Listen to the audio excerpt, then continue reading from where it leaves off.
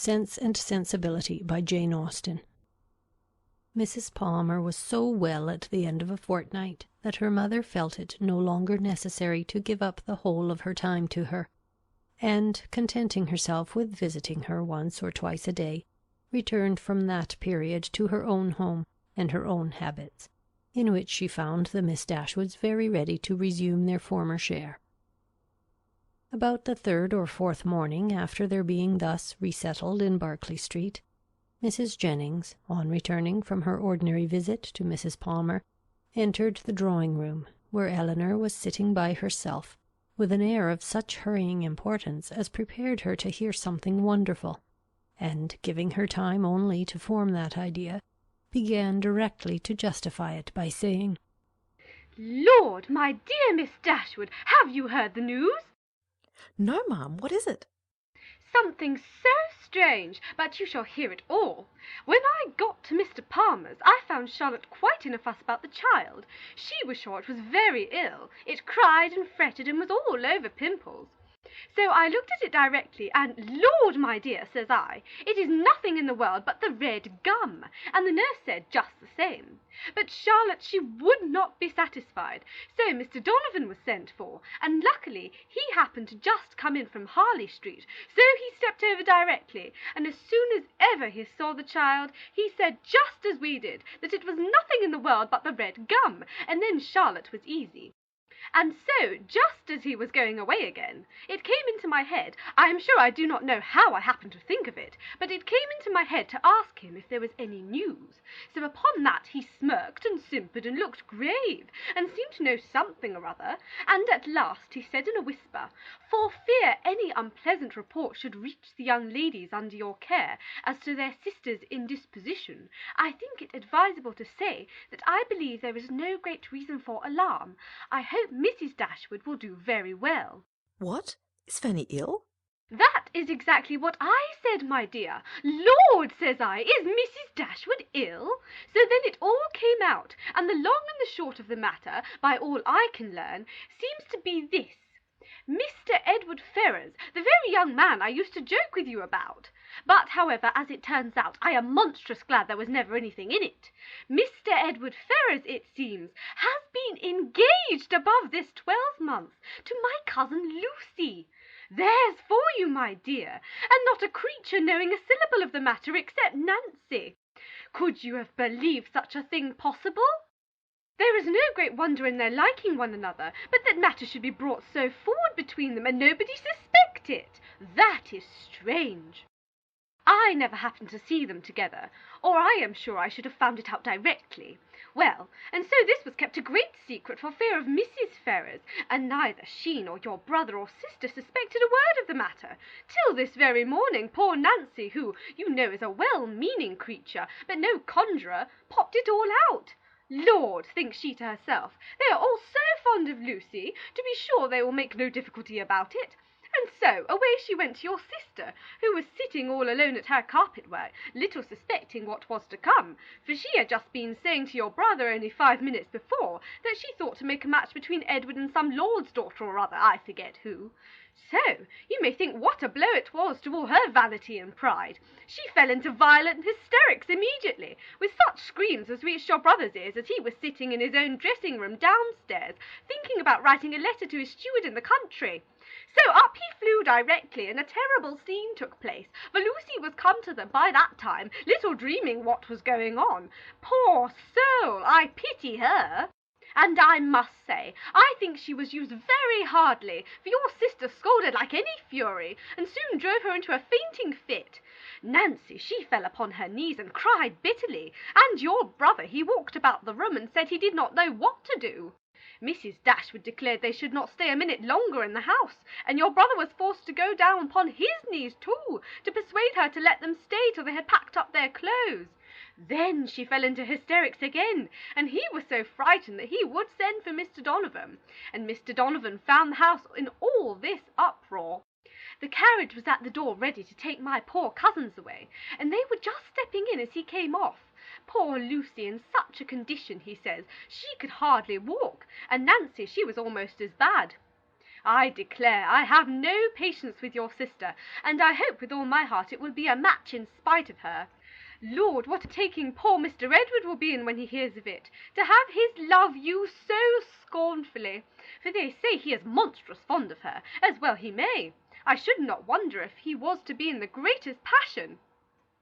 And Mr. Donovan thinks just the same. He and I had a great deal of talk about it, and the best of all is that he has gone back again to Harley Street, that he may be within call when Mrs. Ferrars is told of it, for she was sent for as soon as ever my cousins left the house, for your sister was sure she would be in hysterics too. And so she may, for what I care. I have no pity for either of them. I have no notion of people's making such a to-do about money and greatness. There is no reason on earth why Mr. Edward and Lucy should not marry, for I am sure Mrs. Ferrars may afford to do very well by her son, and though Lucy has next to nothing herself, she knows better than anybody how to make the most of everything. I dare say if Mrs. Ferrars would only allow him 500 a year, she would make as good an appearance with it as anybody else with 8. Lord, how snug they might live in such another cottage as yours, or a little bigger, with 2 maids and 2 men, and I believe I could help them to a housemaid, for my Betty has a sister out of place that would fit them exactly. Here Mrs. Jennings ceased, and as Elinor had had time enough to collect her thoughts, she was able to give such an answer and make such observations as the subject might naturally be supposed to produce. Happy to find that she was not suspected of any extraordinary interest in it, that Mrs. Jennings, as she had of late often hoped might be the case, had ceased to imagine her at all attached to Edward, and happy above all the rest in the absence of Marianne, she felt very well able to speak of the affair without embarrassment, and to give her judgment, as she believed, with impartiality on the conduct of everyone concerned in it. She could hardly determine what her own expectation of its event really was, though she earnestly tried to drive away the notion of its being possible to end otherwise at last than in the marriage of Edward and Lucy. What Mrs. Ferrars would say and do, though there could not be a doubt of its nature, she was anxious to hear, and still more anxious to know how Edward would conduct himself. For him she felt much compassion, for Lucy very little, and it cost her some pains to procure that little. For the rest of the party, none at all. As Mrs. Jennings could talk on no other subject, Elinor soon saw the necessity of preparing Marianne for its discussion. No time was to be lost in undeceiving her, in making her acquainted with the real truth, and in endeavouring to bring her to hear it talked of by others, without betraying that she felt any uneasiness for her sister, or any resentment against Edward. Elinor's office was a painful one. She was going to remove what she really believed to be her sister's chief consolation, to give such particulars of Edward as she feared would ruin him for ever in her good opinion, and to make Marianne, by a resemblance in their situations, which to her fancy would seem strong, feel all her own disappointment over again. But unwelcome as such a task must be, it was necessary to be done, and Elinor therefore hastened to perform it. She was very far from wishing to dwell on her own feelings, or to represent herself as suffering much, any otherwise than as the self-command she had practised since her first knowledge of Edward's engagement might suggest a hint of what was practicable to Marianne. Her narration was clear and simple, and though it could not be given without emotion, it was not accompanied by violent agitation, nor impetuous grief. That belonged rather to the hearer, for Marianne listened with horror, and cried excessively. Elinor was to be the comforter of others in her own distresses, no less than in theirs, and all the comfort that could be given by assurances of her own composure of mind, and a very earnest vindication of Edward from every charge but of imprudence, was readily offered. But Marianne for some time would give credit to neither. Edward seemed a second Willoughby, and acknowledging as Elinor did that she had loved him most sincerely, could she feel less than herself?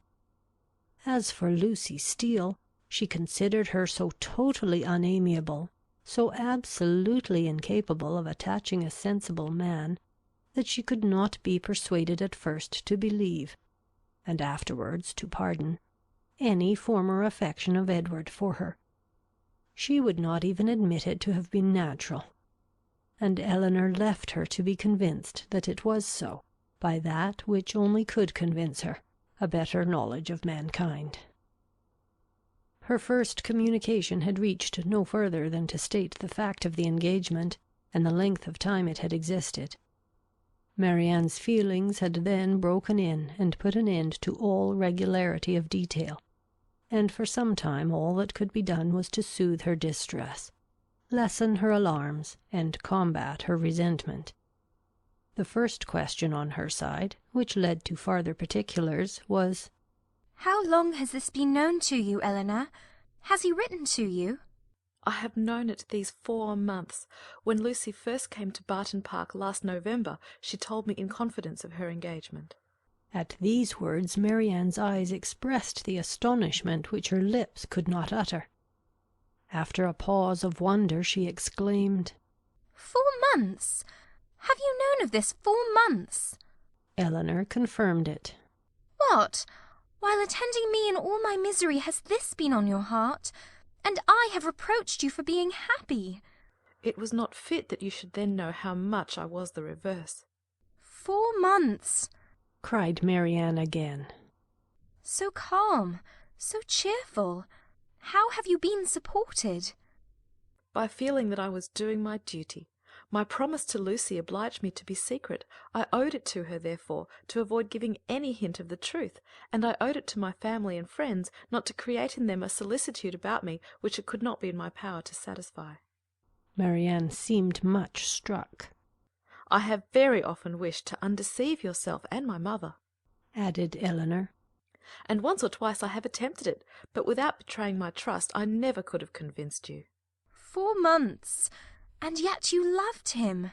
Yes, but I did not love only him, and while the comfort of others was dear to me, I was glad to spare them from knowing how much I felt. Now I can think and speak of it with little emotion. I would not have you suffer on my account, for I assure you I no longer suffer materially myself. I have many things to support me. I am not conscious of having provoked the disappointment by any imprudence of my own. I have borne it as much as possible without spreading it further. I acquit Edward of essential misconduct. I wish him very happy, and I am so sure of his always doing his duty, that though now he may harbour some regret, in the end he must become so. Lucy does not want sense, and that is the foundation on which everything good may be built. And after all, Marianne, after all that is bewitching in the idea of a single and constant attachment, and all that can be said of one's happiness depending entirely on any particular person, it is not meant, it is not fit, it is not possible that it should be so. Edward will marry Lucy. He will marry a woman superior in person and understanding to half her sex, and time and habit will teach him to forget that he ever thought another superior to her. If such is your way of thinking, said Marianne, if the loss of what is most valued is so easily to be made up by something else, your resolution, your self-command are, perhaps, a little less to be wondered at. They are brought more within my comprehension.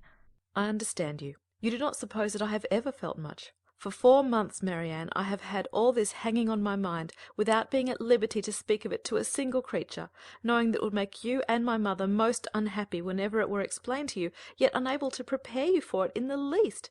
It was told me, it was in a manner forced on me by the very person herself, whose prior engagement ruined all my prospects, and told me, as I thought, with triumph. This person's suspicions, therefore, I have had to oppose, by endeavouring to appear indifferent where I have been most deeply interested, and it has not been only once. I have had her hopes and exultation to listen to again and again. I have known myself to be divided from Edward for ever, without hearing one circumstance that could make me less desire the connection. Nothing has proved me unworthy, nor has anything declared him indifferent to me. I have had to contend against the unkindness of his sister and the insolence of his mother, and have suffered the punishment of an attachment without enjoying its advantages. And all this has been going on at a time when, as you know too well, it has not been my only unhappiness. If you can think me capable of ever feeling, surely you may suppose that I have suffered now. The composure of mind with which I have brought myself at present to consider the matter, the consolation that I have been willing to admit, have been the effect of constant and painful exertion. They did not spring up of themselves. They did not occur to relieve my spirits at first. No, Marianne. Then, if I had not been bound to silence, perhaps nothing could have kept me entirely, not even what I owed my dearest friends, from openly showing that I was very unhappy. Marianne was quite subdued. Oh, Elinor, she cried. You have made me hate myself forever. How barbarous have I been to you? You who have been my only comfort, who have borne with me in all my misery, who have seemed to be only suffering for me. Is this my gratitude? Is this the only return I can make you? Because your merit cries out upon myself, I have been trying to do it away. The tenderest caresses followed this confession. In such a frame of mind as she was now in, Elinor had no difficulty in obtaining from her whatever promise she required, and at her request Marianne engaged never to speak of the affair to any one with the least appearance of bitterness, to meet Lucy without betraying the smallest increase of dislike to her, and even to see Edward himself, if chance should bring them together, without any diminution of her usual cordiality. These were great concessions. But where Marianne felt that she had injured, no reparation could be too much for her to make. She performed her promise of being discreet to admiration. She attended to all that Mrs. Jennings had to say upon the subject, with an unchanging complexion, dissented from her in nothing, and was heard 3 times to say, Yes, ma'am. She listened to her praise of Lucy with only moving from one chair to another, and when Mrs. Jennings talked of Edward's affection, it cost her only a spasm in her throat. Such advances towards heroism in her sister made Elinor feel equal to anything herself. The next morning brought a farther trial of it, in a visit from their brother, who came with a most serious aspect to talk over the dreadful affair, and bring them news of his wife. "You have heard, I suppose," said he with great solemnity, as soon as he was seated, "of the very shocking discovery that took place under our roof yesterday." They all looked their assent. It seemed too awful a moment for speech. "Your sister," he continued, "has suffered dreadfully. Mrs. Ferrars, too. In short, it has been a scene of such complicated distress. But I will hope that the storm may be weathered without our being any of us quite overcome. Poor Fanny! She was in hysterics all yesterday. But I would not alarm you too much. Donovan says there is nothing materially to be apprehended. Her constitution is a good one, and her resolution equal to anything. She has borne it all with the fortitude of an angel. She says she never shall think well of anybody again, and one cannot wonder at it, after being so deceived, meeting with such ingratitude, where so much kindness had been shown, so much confidence had been placed. It was quite out of the benevolence of her heart that she had asked these young women to her house, merely because she thought they deserved some attention, were harmless, well-behaved girls, and would be pleasant companions. For otherwise, we both wished very much to have invited you and Marianne to be with us, while your kind friend there was attending her daughter. And now to be so rewarded! I wish with all my heart, says poor Fanny in her affectionate way, that we had asked your sisters instead of them." Here he stopped to be thanked, which being done, he went on. "What poor Mrs. Ferrars suffered when Fanny first broke it to her is not to be described, while she with the truest affection had been planning a most eligible connection for him. Was it to be supposed that he could be all the time secretly engaged to another person? Such a suspicion could never have entered her head. If she suspected any prepossessions elsewhere, it could not be in that quarter. There, to be sure, said she, I might have thought myself safe. She was quite in an agony. We consulted together, however, as to what should be done, and at last she determined to send for Edward. He came, but I am sorry to relate what ensued.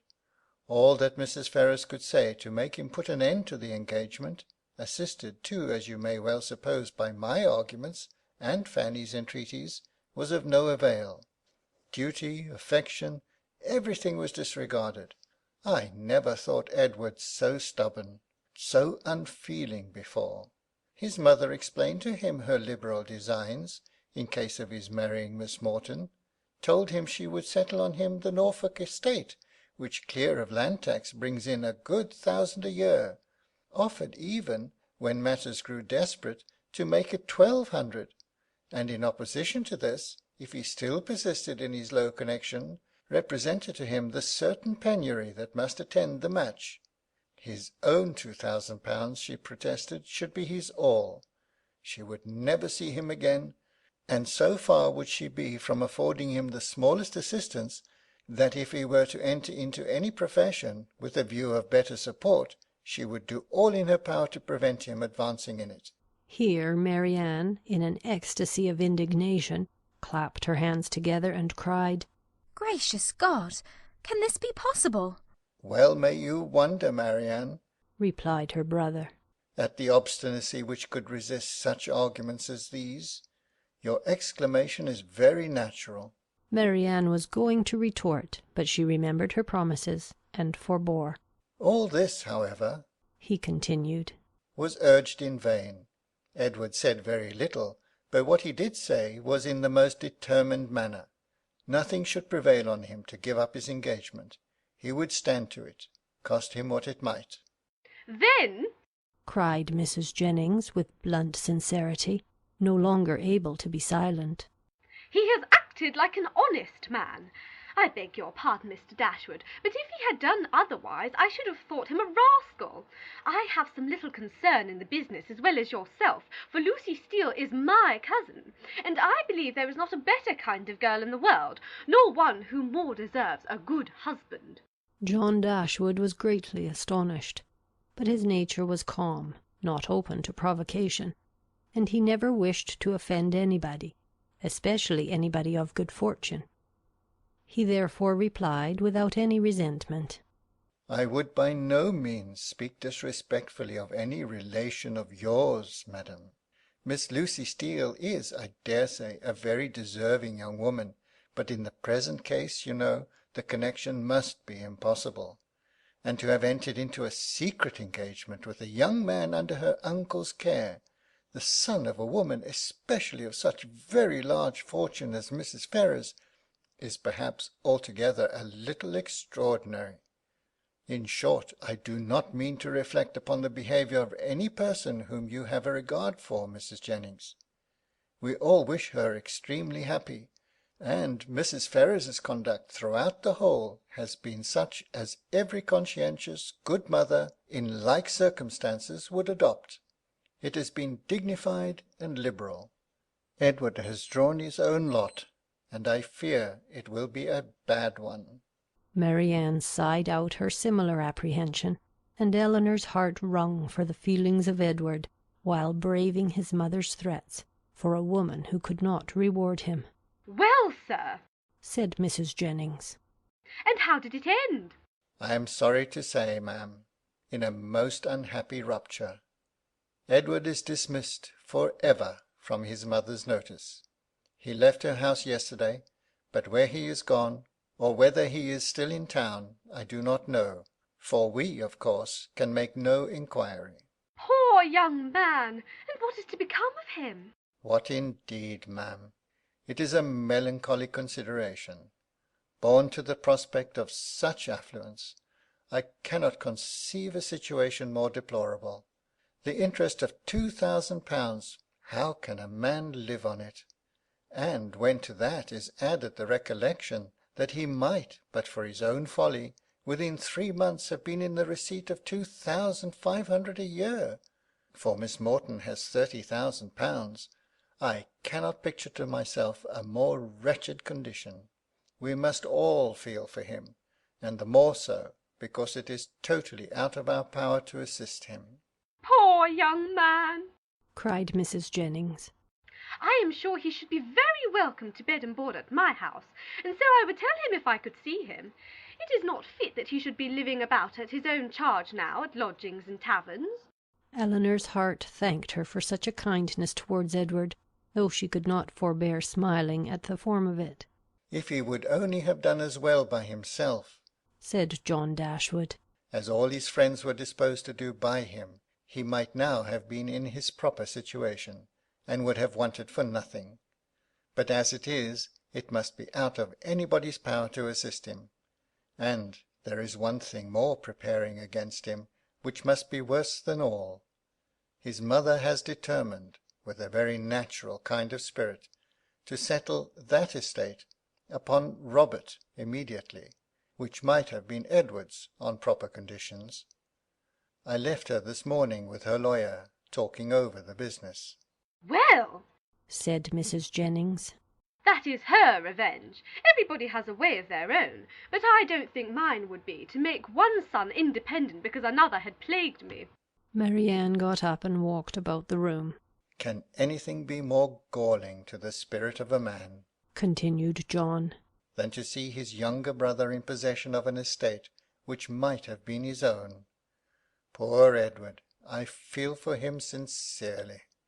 A few minutes more spent in the same kind of effusion concluded his visit, and with repeated assurances to his sisters that he really believed there was no material danger in Fanny's indisposition, and that they need not therefore be very uneasy about it, he went away, leaving the three ladies unanimous in their sentiments on the present occasion, as far at least as it regarded Mrs. Ferrars's conduct, the Dashwoods, and Edward's. Marianne's indignation burst forth as soon as he quitted the room, and as her vehemence made reserve impossible in Elinor, and unnecessary in Mrs. Jennings, they all joined in a very spirited critique upon the party. Mrs. Jennings was very warm in her praise of Edward's conduct, but only Elinor and Marianne understood its true merit. They only knew how little he had had to tempt him to be disobedient, and how small was the consolation, beyond the consciousness of doing right, that could remain to him in the loss of friends and fortune. Elinor gloried in his integrity, and Marianne forgave all his offences in compassion for his punishment. But though confidence between them was, by this public discovery, restored to its proper state, it was not a subject on which either of them were fond of dwelling when alone. Elinor avoided it upon principle, as tending to fix still more upon her thoughts, by the too warm, too positive assurances of Marianne, that belief of Edward's continued affection for herself, which she rather wished to do away, and Marianne's courage soon failed her, in trying to converse upon a topic which always left her more dissatisfied with herself than ever, by the comparison it necessarily produced between Elinor's conduct and her own.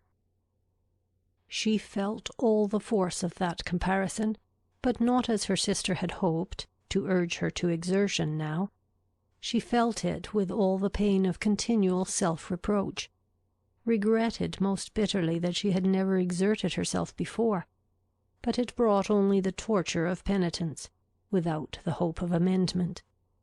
Her mind was so much weakened that she still fancied present exertion impossible, and therefore it only dispirited her more. Nothing new was heard by them for a day or two afterwards of affairs in Harley Street, or Bartlett's Buildings. But though so much of the matter was known to them already, that Mrs. Jennings might have had enough to do in spreading that knowledge farther, without seeking after more, she had resolved from the first to pay a visit of comfort and inquiry to her cousins as soon as she could, and nothing but the hindrance of more visitors than usual had prevented her going to them within that time. The third day succeeding their knowledge of the particulars was so fine, so beautiful a Sunday as to draw many to Kensington Gardens, though it was only the second week in March. Mrs. Jennings and Elinor were of the number, but Marianne, who knew that the Willoughbys were again in town, and had a constant dread of meeting them, chose rather to stay at home than venture into so public a place. An intimate acquaintance of Mrs. Jennings joined them soon after they entered the gardens, and Elinor was not sorry that by her continuing with them, and engaging all Mrs. Jennings's conversation, she was herself left to quiet reflection. She saw nothing of the Willoughbys, nothing of Edward, and for some time nothing of anybody who could by any chance, whether grave or gay, be interesting to her. But at last she found herself with some surprise accosted by Miss Steele, who, though looking rather shy, expressed great satisfaction in meeting them, and on receiving encouragement from the particular kindness of Mrs. Jennings, left her own party for a short time to join theirs. Mrs. Jennings immediately whispered to Elinor, "Get it all out of her, my dear. She will tell you anything if you ask. You see, I cannot leave Mrs. Clark." It was lucky, however, for Mrs. Jennings's curiosity, and Elinor's too, that she would tell anything without being asked, for nothing would otherwise have been learnt. "I am so glad to meet you," said Miss Steele, taking her familiarly by the arm. "For I wanted to see you of all things in the world." And then, lowering her voice, "I suppose Mrs. Jennings has heard all about it. Is she angry?" "Not at all, I believe, with you." "That is a good thing. And Lady Middleton, is she angry?" "I cannot suppose it possible that she should be." "I am monstrous glad of it. Good gracious, I have had such a time of it. I never saw Lucy in such a rage in my life. She vowed at first she would never trim me up a new bonnet, nor do anything else for me again, so long as she lived, but now she is quite come to, and we are as good friends as ever. Look, she made me this bow to my hat, and put the feathers in last night. There now, you are going to laugh at me too. But why should not I wear pink ribbons? I do not care if it is the doctor's favourite colour. I am sure, for my part, I should never have known he did like it better than any other colour, if he had not happened to say so. My cousins have been so plaguing me. I declare sometimes I do not know which way to look before them." She had wandered away to a subject on which Elinor had nothing to say, and therefore soon judged it expedient to find her way back again to the first. "Well, but Miss Dashwood," speaking triumphantly, "people may say what they choose about Mr. Ferrars declaring he would not have Lucy, for it is no such thing, I can tell you, and it is quite a shame for such ill-natured reports to be spread abroad. Whatever Lucy might think about it herself, you know, it was no business of other people to set it down for certain." "I never heard anything of the kind hinted at before, I assure you," said Elinor. "Oh, did you not? But it was said, I know very well, and by more than one. For Miss Goodby told Miss Sparks that nobody in their senses could expect Mr. Ferrars to give up a woman like Miss Morton, with £30,000 to her fortune, for Lucy Steele that had nothing at all, and I had it from Miss Sparks myself. And besides that, my cousin Richard said himself that when it came to the point he was afraid Mr. Ferrars would be off, and when Edward did not come near us for 3 days I could not tell what to think myself. And I believe in my heart Lucy gave it up all for lost, for we came away from your brother's Wednesday, and we saw nothing of him not all Thursday, Friday, and Saturday, and did not know what was become of him. Once Lucy thought to write to him, but then her spirit rose against that. However, this morning he came just as we came home from church, and then it all came out, how he had been sent for Wednesday to Harley Street, and had been talked to by his mother, and all of them, and how he had declared before them all that he loved nobody but Lucy, and nobody but Lucy would he have, and how he had been so worried by what passed that as soon as he had went away from his mother's house he had got upon his horse and ridden to the country, somewhere or other, and how he had stayed about at an inn all Thursday and Friday on purpose to get the better of it. And after thinking it all over and over again, he said it seemed to him as if, now he had no fortune, and no nothing at all, it would be quite unkind to keep her on the engagement, because it must be for her loss, for he had nothing but £2,000, and no hope of anything else, and if he was to go into orders, as he had had some thoughts, he could get nothing but a curacy, and how was they to live upon that? He could not bear to think of her doing no better, and so he begged, if she had the least mind for it, to put an end to the matter directly, and leave him shift for himself. I heard him say all this as plain as could possibly be, and it was entirely for her sake and upon her account that he said a word about being off, and not upon his own.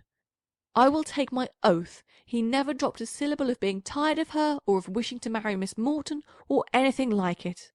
But to be sure Lucy would not give ear to such kind of talking, so she told him directly, with a great deal about sweet and love, you know, and all that. Oh, la, one can't repeat such kind of things, you know. She told him directly she had not the least mind in the world to be off, for she could live with him upon a trifle, and how little ever so he might have, she should be very glad to have it all, you know, or something of the kind. So then he was monstrous happy, and talked on some time about what they should do, and they agreed he should take orders directly, and they must wait to be married till he got a living. And just then I could not hear any more, for my cousin called from below to tell me Mrs. Richardson was come in her coach, and would take one of us to Kensington Gardens, so I was forced to go into the room and interrupt them, to ask Lucy if she would like to go. But she did not care to leave Edward, so I just ran upstairs, and put on a pair of silk stockings, and came off with the Richardsons. I do not understand what you mean by interrupting them, said Elinor. You were all in the same room together, were not you? No, indeed, not us. La, Miss Dashwood, do you think people make love when anybody else is by? Oh, for shame! To be sure, you must know better than that. Laughing affectedly. No, no, they were shut up in the drawing-room together, and all I heard was only by listening at the door. How?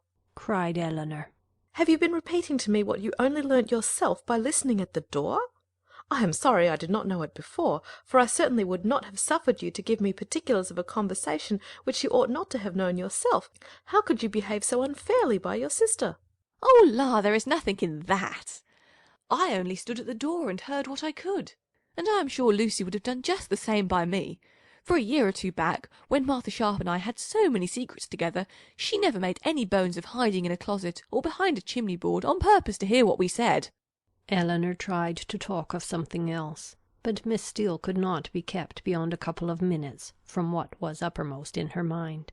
Edward talks of going to Oxford soon, said she. But now he is lodging at No. Pall Mall. What an ill-natured woman his mother is, ain't she? And your brother and sister were not very kind. However, I shan't say anything against them to you. And to be sure, they did send us home in their own chariot, which was more than I looked for. And for my part, I was all in a fright for fear your sister should ask us for the huswife she had given us a day or two before. But, however, nothing was said about them, and I took care to keep mine out of sight. Edward have got some business at Oxford, he says, so he must go there for a time, and after that, as soon as he can light upon a bishop, he will be ordained. I wonder what curacy he will get. Good gracious! Giggling as she spoke. I'd lay my life I know what my cousins will say, when they hear of it. They will tell me I should write to the doctor to get Edward the curacy of his new living. I know they will, but I am sure I would not do such a thing for all the world. La, I shall say directly, I wonder how you could think of such a thing. I write to the doctor, indeed. Well, said Elinor, it is a comfort to be prepared against the worst. You have got your answer ready. Miss Steele was going to reply on the same subject, but the approach of her own party made another more necessary. Oh, la, here come the Richardsons. I had a vast deal more to say to you, but I must not stay away from them, not any longer. I assure you they are very genteel people. He makes a monstrous deal of money, and they keep their own coach. I have not time to speak to Mrs. Jennings about it myself, but pray tell her I am quite happy to hear she is not in anger against us, and Lady Middleton the same. And if anything should happen to take you and your sister away, and Mrs. Jennings should want company, I am sure we should be very glad to come and stay with her for as long a time as she likes. I suppose Lady Middleton won't ask us any more, this bout. Good-bye. I am sorry Miss Marianne was not here. Remember me kindly to her. La, if you have not got your spotted muslin on, I wonder you was not afraid of its being torn. Such was her parting concern, for after this she had time only to pay her farewell compliments to Mrs. Jennings before her company was claimed by Mrs. Richardson, and Elinor was left in possession of knowledge which might feed her powers of reflection some time, though she had learnt very little more than what had been already foreseen and foreplanned in her own mind. Edward's marriage with Lucy was as firmly determined on, and the time of its taking place remained as absolutely uncertain as she had concluded it would be. Everything depended, exactly after her expectation, on his getting that preferment, of which, at present, there seemed not the smallest chance. As soon as they returned to the carriage, Mrs. Jennings was eager for information. But as Elinor wished to spread as little as possible intelligence that had in the first place been so unfairly obtained, she confined herself to the brief repetition of such simple particulars as she felt assured that Lucy, for the sake of her own consequence, would choose to have known. The continuance of their engagement, and the means that were able to be taken for promoting its end, was all her communication, and this produced from Mrs. Jennings the following natural remark. Wait for his having a living? Aye, we all know how that will end. They will wait a 12-month, and finding no good comes of it, will set down upon a curacy of £50 a year, with the interest of his £2,000, and what little matter Mr. Steele and Mr. Pratt can give her. Then they will have a child every year, and Lord help 'em, how poor they will be. I must see what I can give them towards furnishing their house. 2 maids and 2 men indeed, as I talked of the other day. No, they must get a stout girl of all works. Betty's sister would never do for them now. The next morning brought Elinor a letter by the 2-penny post from Lucy herself. It was as follows. Bartlett's Building, March. I hope my dear Miss Dashwood will excuse the liberty I take of writing to her, but I know your friendship for me will make you pleased to hear such a good account of myself and my dear Edward, after all the troubles we have went through lately, therefore will make no more apologies, but proceed to say that, thank God, though we have suffered dreadfully, we are both quite well now, and as happy as we must always be in one another's love. We have had great trials and great persecutions, but, however, at the same time gratefully acknowledge many friends, yourself not the least among them, whose great kindness I shall always thankfully remember, as will Edward too, who I have told of it. I am sure you will be happy to hear, as likewise dear Mrs. Jennings. I spent 2 happy hours with him yesterday afternoon.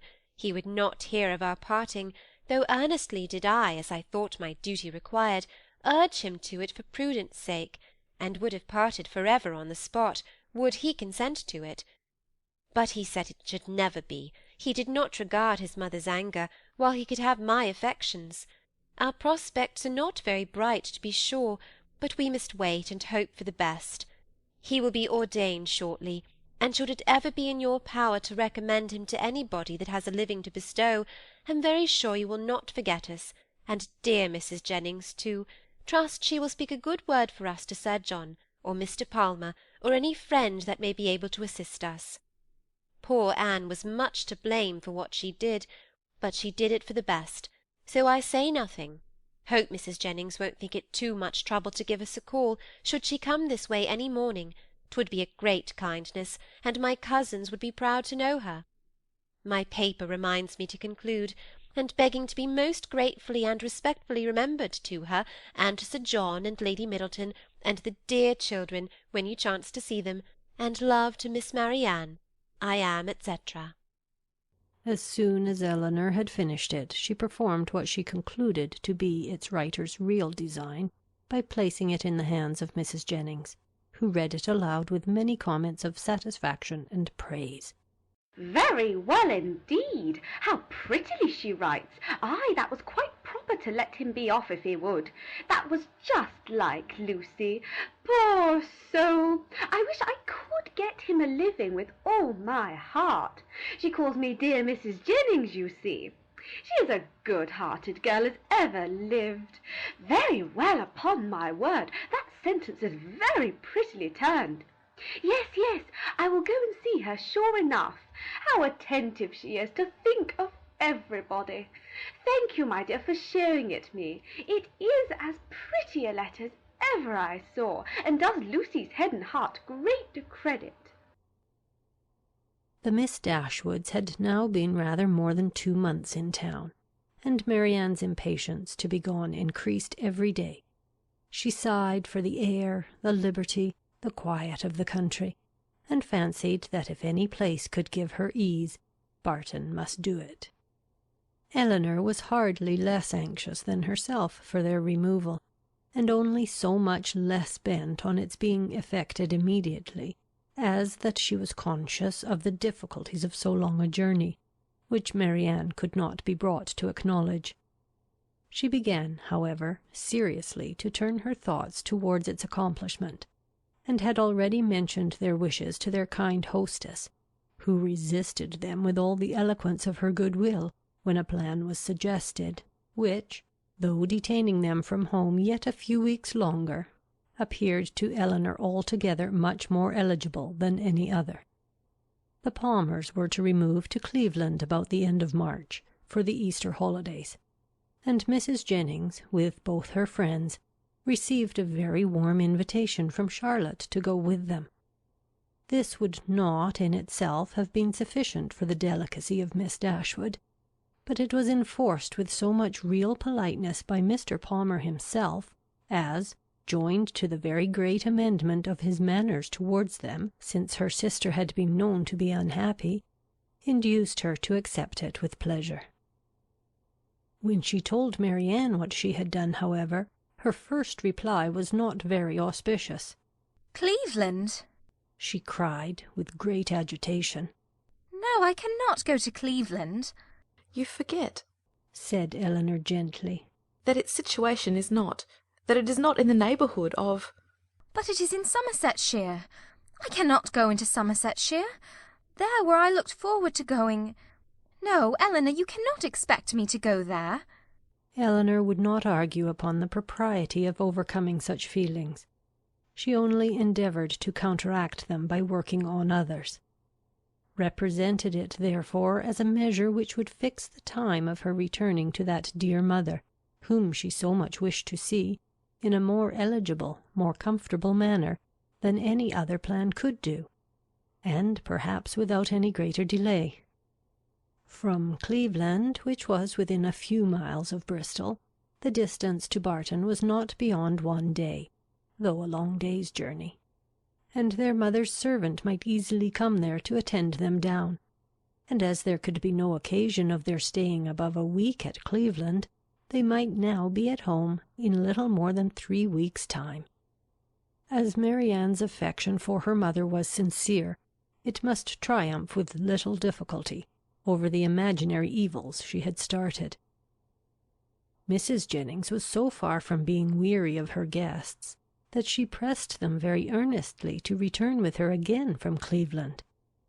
Elinor was grateful for the attention, but it could not alter her design, and their mother's concurrence being readily gained, everything relative to their return was arranged as far as it could be, and Marianne found some relief in drawing up a statement of the hours that were yet to divide her from Barton. "Ah, Colonel, I do not know what you and I shall do without the Miss Dashwoods," was Mrs. Jennings' address to him when he first called on her after their leaving her was settled. "for they are quite resolved upon going home from the Palmers, and how forlorn we shall be when I come back. Lord, we shall sit and gape at one another as dull as two cats." Perhaps Mrs. Jennings was in hopes, by this vigorous sketch of their future ennui, to provoke him to make that offer which might give himself an escape from it; and if so, she had soon afterwards good reason to think her object gained. For, on Elinor's moving to the window to take more expeditiously the dimensions of a print, which she was going to copy for her friend, he followed her to it with a look of particular meaning, and conversed with her there for several minutes. The effect of his discourse on the lady, too, could not escape her observation, for though she was too honourable to listen, and had even changed her seat on purpose that she might not hear, to one close by the pianoforte on which Marianne was playing, she could not keep herself from seeing that Elinor changed colour, attended with agitation, and was too intent on what he said to pursue her employment. Still farther in confirmation of her hopes, in the interval of Marianne's turning from one lesson to another, some words of the Colonel's inevitably reached her ear, in which he seemed to be apologizing for the badness of his house. This set the matter beyond a doubt. She wondered, indeed, at his thinking it necessary to do so, but supposed it to be the proper etiquette. What Elinor said in reply she could not distinguish, but judged from the motion of her lips that she did not think that any material objection, and Mrs. Jennings commended her in her heart for being so honest. They then talked on for a few minutes longer without her catching a syllable, when another lucky stop in Marianne's performance brought her these words in the Colonel's calm voice. "At least, I am afraid it cannot take place very soon." Astonished and shocked at so unlover-like a speech, she was almost ready to cry out, Lord, what should hinder it? But, checking her desire, confined herself to this silent ejaculation. This is very strange. Sure he need not wait to be older. This delay on the Colonel's side, however, did not seem to offend or mortify his fair companion in the least, for on their breaking up the conference soon afterwards, and moving different ways, Mrs. Jennings very plainly heard Elinor say, and with a voice which showed her to feel what she said, "I shall always think myself very much obliged to you." Mrs. Jennings was delighted with her gratitude, and only wondered that, after hearing such a sentence, the Colonel should be able to take leave of them, as he immediately did, with the utmost sang-froid, and go away without making her any reply. She had not thought her old friend could have made so indifferent a suitor. What had really passed between them was to this effect. "I have heard," said he, with great compassion, "of the injustice your friend Mr. Ferrars has suffered from his family. For if I understand the matter right, he has been entirely cast off by them for persevering in his engagement with a very deserving young woman. Have I been rightly informed? Is it so?" Elinor told him that it was. "The cruelty, the impolitic cruelty," he replied with great feeling, "of dividing, or attempting to divide, two young people long attached to each other is terrible. Mrs. Ferrars does not know what she may be doing, what she may drive her son to. I have seen Mr. Ferrars 2 or 3 times in Harley Street, and am much pleased with him. He is not a young man with whom one can be intimately acquainted in a short time, but I have seen enough of him to wish him well for his own sake, and as a friend of yours I wish it still more. I understand that he intends to take orders. Will you be so good as to tell him that the living of Delaford, now just vacant, as I am informed by this day's post, is his, if he think it worth his acceptance, but that perhaps, so unfortunately circumstanced as he is now, it may be nonsense to appear to doubt. I only wish it were more valuable. It is a rectory, but a small one. The late incumbent, I believe, did not make more than £200 per annum, and though it is certainly capable of improvement, I fear not to such an amount as to afford him a very comfortable income. Such as it is, however, my pleasure in presenting him to it will be very great. Pray assure him of it." Elinor's astonishment at this commission could hardly have been greater, had the Colonel been really making her an offer of his hand. The preferment, which only 2 days before she had considered as hopeless for Edward, was already provided to enable him to marry, and she, of all people in the world, was fixed on to bestow it. Her emotion was such as Mrs. Jennings had attributed to a very different cause, but whatever minor feelings, less pure, less pleasing, might have a share in that emotion, her esteem for the general benevolence, and her gratitude for the particular friendship which together prompted Colonel Brandon to this act, were strongly felt and warmly expressed. She thanked him for it with all her heart, spoke of Edward's principles and disposition with that praise which she knew them to deserve, and promised to undertake the commission with pleasure, if it were really his wish to put off so agreeable an office to another. But at the same time she could not help thinking that no one could so well perform it as himself. It was an office, in short, from which, unwilling to give Edward the pain of receiving an obligation from her, she would have been very glad to be spared herself. But Colonel Brandon, on motives of equal delicacy, declining it likewise, still seemed so desirous of its being given through her means, that she would not on any account make farther opposition. Edward, she believed, was still in town, and fortunately she had heard his address from Miss Steele. She could undertake, therefore, to inform him of it in the course of the day. After this had been settled, Colonel Brandon began to talk of his own advantage in securing so respectable and agreeable a neighbour, and then it was that he mentioned with regret that the house was small and indifferent, an evil which Elinor, as Mrs. Jennings had supposed her to do, made very light of, at least as far as regarded its size. "The smallness of the house," said she, "I cannot imagine any inconvenience to them, for it will be in proportion to their family and income."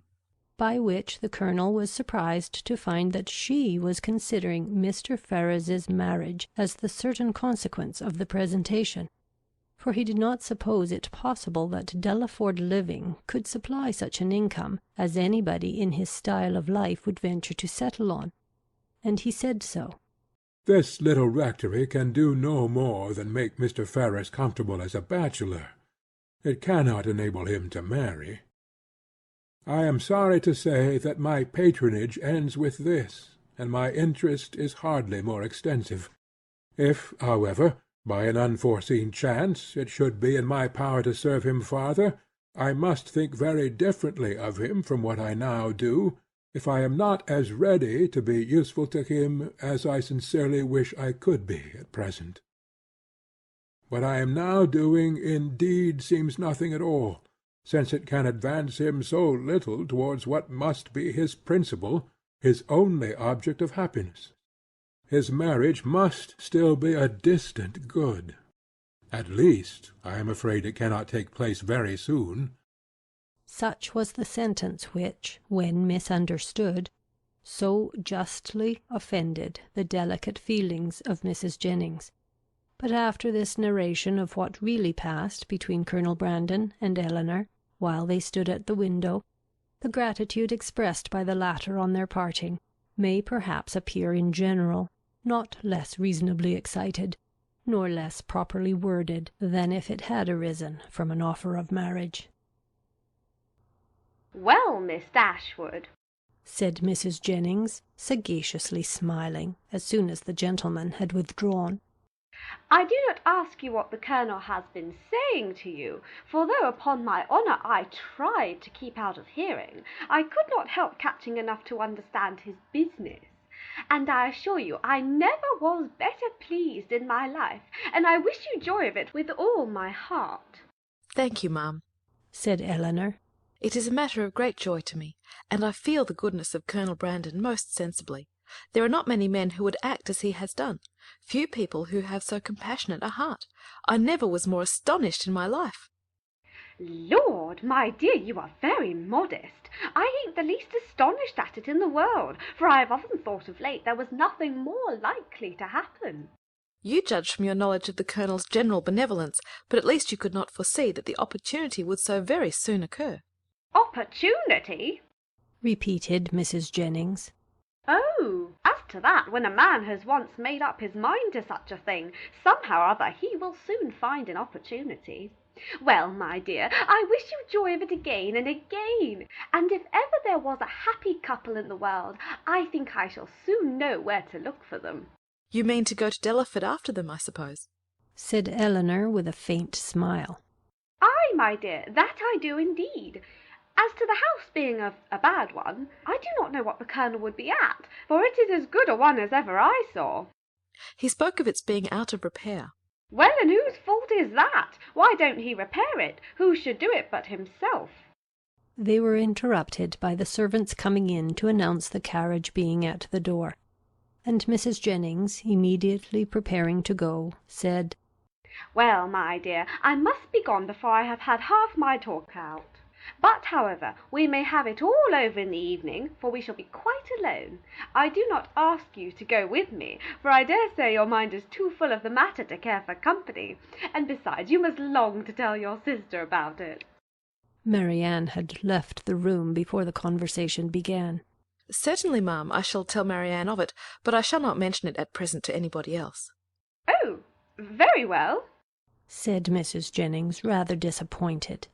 "Then you would not have me tell it to Lucy, for I think of going as far as Holborn to-day." "No, ma'am, not even Lucy, if you please. One day's delay will not be very material, and till I have written to Mr. Ferrars I think it ought not to be mentioned to anybody else. I shall do that directly. It is of importance that no time should be lost with him, for he will of course have much to do relative to his ordination." This speech at first puzzled Mrs. Jennings exceedingly. Why Mr. Ferrars was to have been written to about it in such a hurry she could not immediately comprehend. A few moments' reflection, however, produced a very happy idea, and she exclaimed, "Oh, I understand you. Mr. Ferrars is to be the man. Well, so much the better for him. To be sure, he must be ordained in readiness, and I am very glad to find things are so forward between you. But, my dear, is not this rather out of character? Should not the Colonel write himself? Sure, he is the proper person." Elinor did not quite understand the beginning of Mrs. Jennings's speech, neither did she think it worth inquiring into, and therefore only replied to its conclusion. "Colonel Brandon is so delicate a man that he rather wished anyone to announce his intentions to Mr. Ferrars than himself." "And so you were forced to do it? Well, that is an odd kind of delicacy. However, I will not disturb you." Seeing her preparing to write, "You know your own concerns best. So good-bye, my dear. I have not heard of anything to please me so well since Charlotte was brought to bed." And away she went, but returning again in a moment. "I have just been thinking of Betty's sister, my dear. I should be very glad to get her so good a mistress. But whether she would do for a lady's maid, I am sure I can't tell. She's an excellent housemaid, and works very well at her needle. However, you will think of all that at your leisure." "Certainly, ma'am," replied Elinor, not hearing much of what she said, and more anxious to be alone than to be mistress of the subject. How she should begin, how she should express herself in her note to Edward, was now all her concern. The particular circumstances between them made a difficulty of that which to any other person would have been the easiest thing in the world. But she equally feared to say too much or too little, and sat deliberating over her paper with the pen in her hand, till broken in on by the entrance of Edward himself.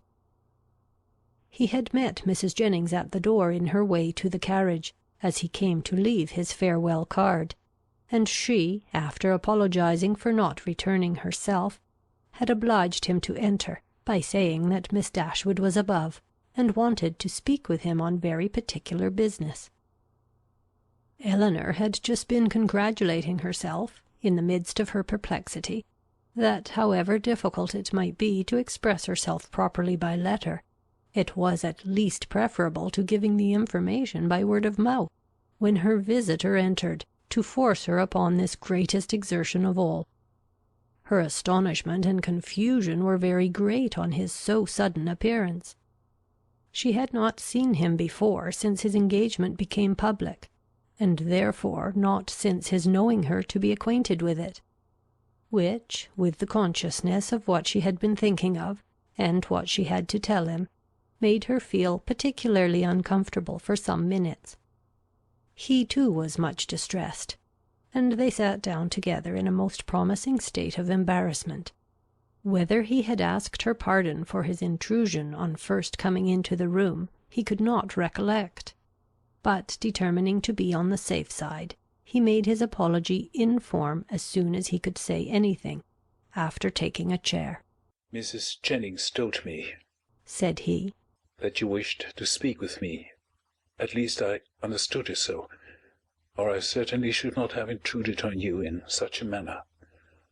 though at the same time I should have been extremely sorry to leave London without seeing you and your sister, especially as it will most likely be some time.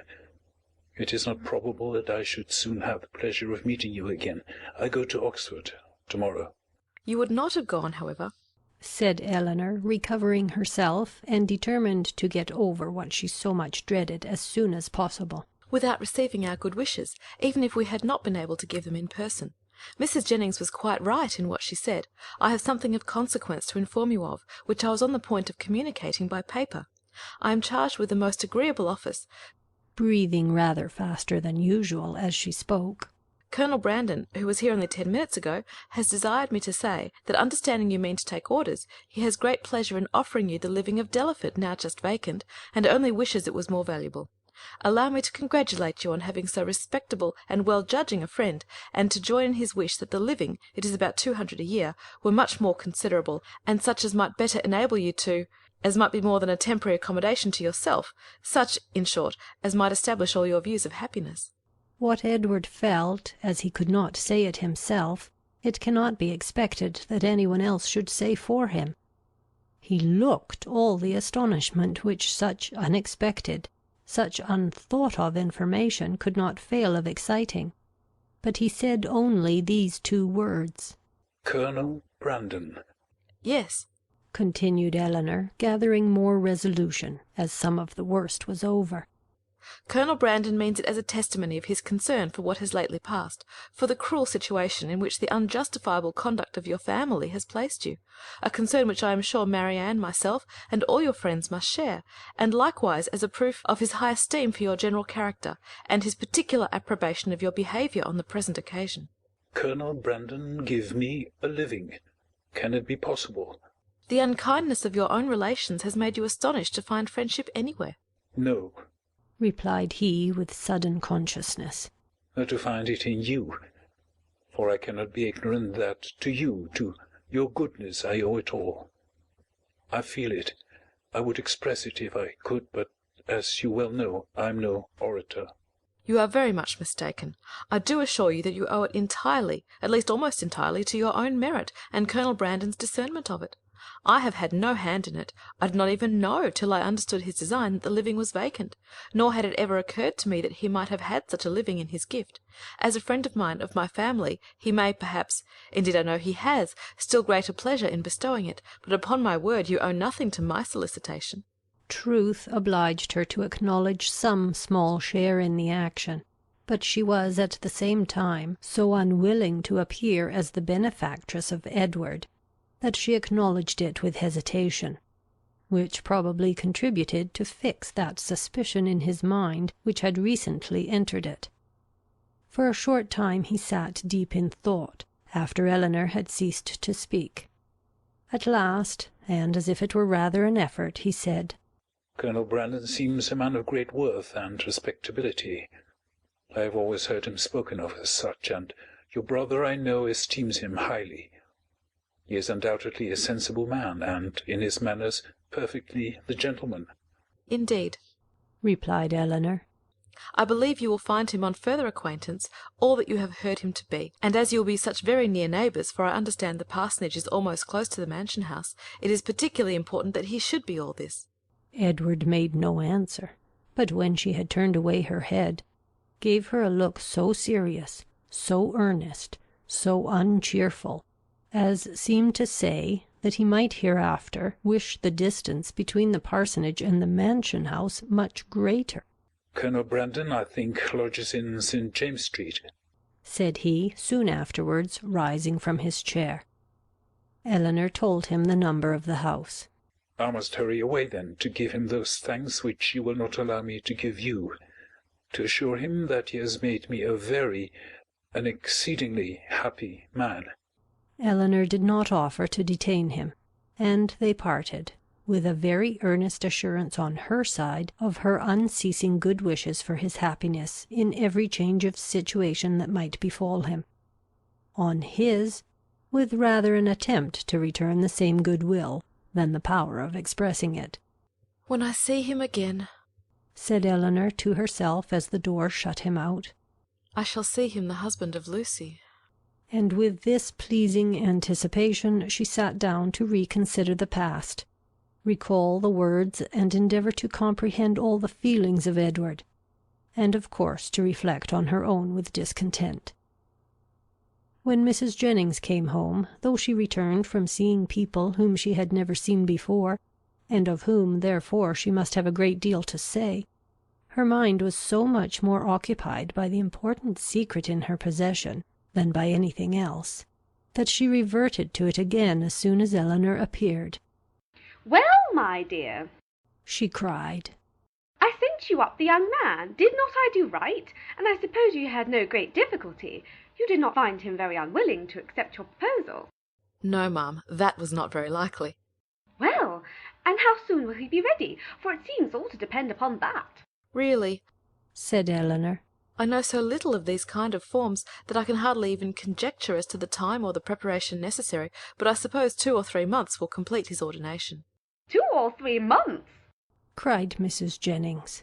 Lord, my dear, how calmly you talk of it! And can the Colonel wait 2 or 3 months? Lord bless me, I'm sure it would put me quite out of patience. And though one would be very glad to do a kindness by poor Mr. Ferrars, I do think it is not worth while to wait 2 or 3 months for him. Sure, somebody else might be found that would do as well, somebody that is in orders already. My dear ma'am, said Elinor, what can you be thinking of? Why, Colonel Brandon's only object is to be of use to Mr. Ferrars. Lord bless you, my dear! Sure you do not mean to persuade me that the Colonel only marries you for the sake of giving 10 guineas to Mr. Ferrars? The deception could not continue after this, and an explanation immediately took place, by which both gained considerable amusement for the moment, without any material loss of happiness to either.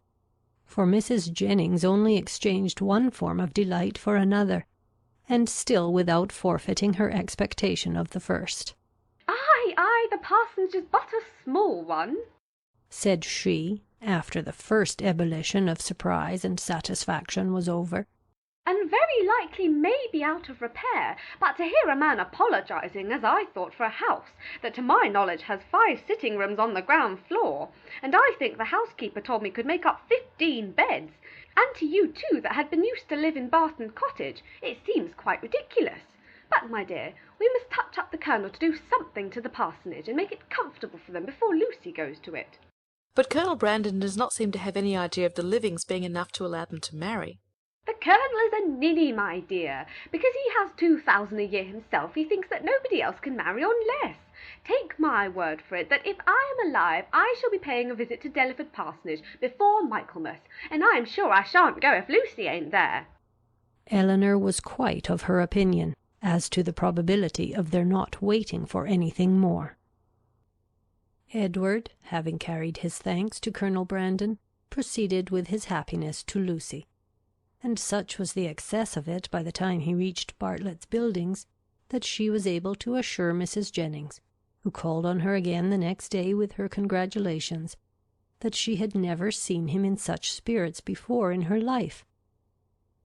Her own happiness and her own spirits were at least very certain, and she joined Mrs. Jennings most heartily in her expectation of their being all comfortably together in Delaford Parsonage before Michaelmas.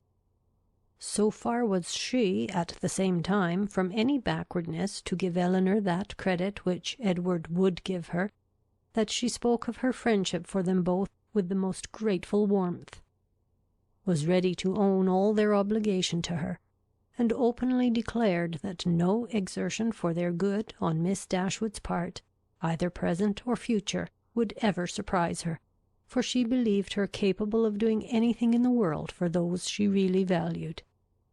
As for Colonel Brandon, she was not only ready to worship him as a saint, but was, moreover, truly anxious that he should be treated as one in all worldly concerns, anxious that his tithes should be raised to the utmost, and scarcely resolved to avail herself, at Delaford, as far as she possibly could, of his servants, his carriage, his cows, and his poultry. It was now above a week since John Dashwood had called in Berkeley Street, and as since that time no notice had been taken by them of his wife's indisposition, beyond one verbal inquiry, Elinor began to feel it necessary to pay her a visit. This was an obligation, however, which not only opposed her own inclination, but which had not the assistance of any encouragement from her companions. Marianne, not contented with absolutely refusing to go herself, was very urgent to prevent her sister's going at all, and Mrs. Jennings, though her carriage was always at Elinor's service, so very much disliked Mrs. John Dashwood, that not even her curiosity to see how she looked after the late discovery, nor her strong desire to affront her by taking Edward's part, could overcome her unwillingness to be in her company again. The consequence was that Elinor set out by herself to pay a visit, for which no one could really have less inclination, and to run the risk of a tete-a-tete with a woman whom neither of the others had so much reason to dislike. Mrs. Dashwood was denied, but before the carriage could turn from the house, her husband accidentally came out. He expressed great pleasure in meeting Elinor, told her that he had been just going to call in Berkeley Street, and, assuring her that Fanny would be very glad to see her, invited her to come in. They walked upstairs into the drawing-room. Nobody was there.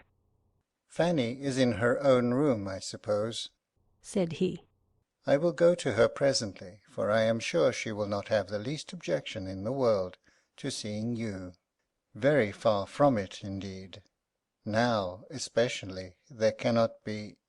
But, however, you and Marianne were always great favourites. Why would not Marianne come?" Elinor made what excuse she could for her. "I am not sorry to see you alone," he replied, "for I have a good deal to say to you. This living of Colonel Brandon's, can it be true? Has he really given it to Edward? I heard it yesterday by chance, and was coming to you on purpose to inquire further about it." It is perfectly true. Colonel Brandon has given the living of Delaford to Edward. "Really? Well, this is very astonishing. No relationship, no connection between them, and now that livings fetch such a price. What was the value of this?" About 200 a year. "Very well. And for the next presentation to a living of that value, supposing the late incumbent to have been old and sickly, and likely to vacate it soon, he might have got, I dare say, £1,400. And how came he not to have settled that matter before this person's death? Now, indeed, it would be too late to sell it. But a man of Colonel Brandon's sense! I wonder he should be so improvident in a point of such common, such natural concern. Well, I'm convinced that there is a vast deal of inconsistency in almost every human character. I suppose, however, on recollection, that the case may probably be this. Edward is only to hold the living till the person, to whom the Colonel has really sold the presentation, is old enough to take it. Ay, that is the fact, depend upon it." Elinor contradicted it, however, very positively, and by relating that she had herself been employed in conveying the offer from Colonel Brandon to Edward, and therefore must understand the terms on which it was given, obliged him to submit to her authority. "It is truly astonishing," he cried, after hearing what she said. "What could be the Colonel's motive?" A very simple one, to be of use to Mr. Ferrars. Well, well, whatever Colonel Brandon may be, Edward is a very lucky man. You will not mention the matter to Fanny, however, for though I have broke it to her, and she bears it vastly well, she will not like to hear it much talked of." Elinor had some difficulty here to refrain from observing that she thought Fanny might have borne with composure an acquisition of wealth to her brother, by which neither she nor her child could be possibly impoverished.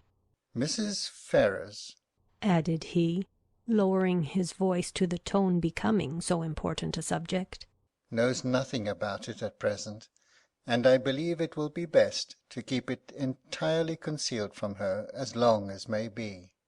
When the marriage takes place, I fear she must hear of it all. But why should such precaution be used?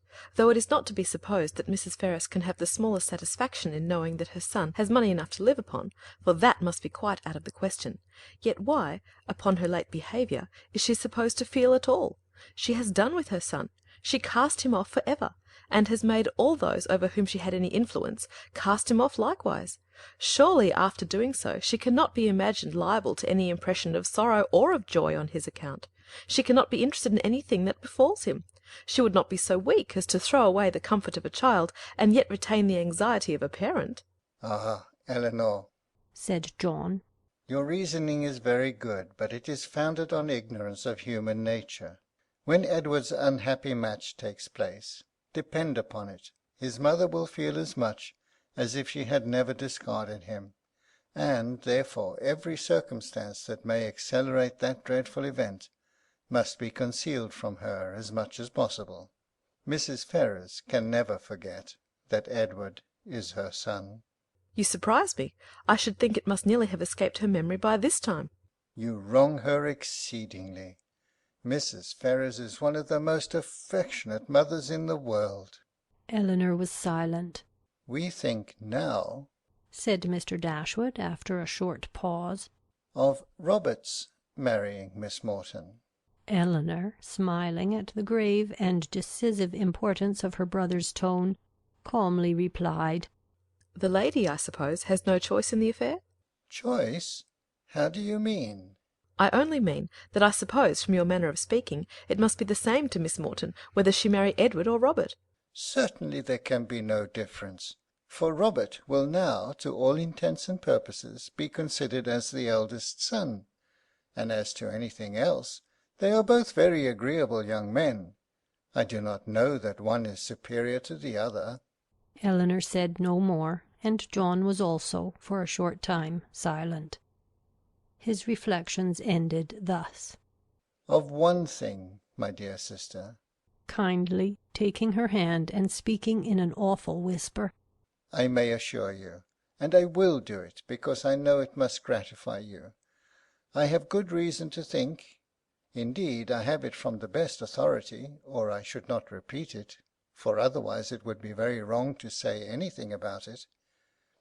But I have it from the very best authority, not that I ever precisely heard Mrs. Ferrars say it herself, but her daughter did, and I have it from her, that in short, whatever objections there might be against a certain connection, you understand me, it would have been far preferable to her. It would not have given her half the vexation that this does. I was exceedingly pleased to hear that Mrs. Ferrars considered it in that light. A very gratifying circumstance, you know, to us all.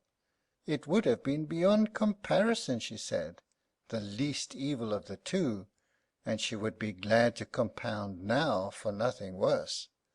But, however, all that is quite out of the question, not to be thought of or mentioned. As to any attachment, you know, it never could be. All that is gone by. But I thought I would just tell you of this, because I knew how much it must please you. Not that you have any reason to regret, my dear Elinor. There is no doubt of your doing exceedingly well, quite as well, or better perhaps, all things considered. Has Colonel Brandon been with you lately? Elinor had heard enough, if not to gratify her vanity and raise her self-importance, to agitate her nerves and fill her mind, and she was therefore glad to be spared from the necessity of saying much in reply herself, and from the danger of hearing anything more from her brother, by the entrance of Mr. Robert Ferrars. After a few moments' chat, John Dashwood, recollecting that Fanny was yet uninformed of her sister's being there, quitted the room in quest of her, and Elinor was left to improve her acquaintance with Robert, who, by the gay unconcern, the happy self-complacency of his manner, while enjoying so unfair a division of his mother's love and liberality, to the prejudice of his banished brother, earned only by his own dissipated course of life, and that brother's integrity, was confirming her most unfavourable opinion of his head and heart. They had scarcely been 2 minutes by themselves before he began to speak of Edward, for he too had heard of the living, and was very inquisitive on the subject. Elinor repeated the particulars of it, as she had given them to John, and their effect on Robert, though very different, was not less striking than it had been on him. He laughed most immoderately. The idea of Edward's being a clergyman and living in a small parsonage house diverted him beyond measure, and when to that was added the fanciful imagery of Edward reading prayers in a white surplice, and publishing the banns of marriage between John Smith and Mary Brown, he could conceive nothing more ridiculous.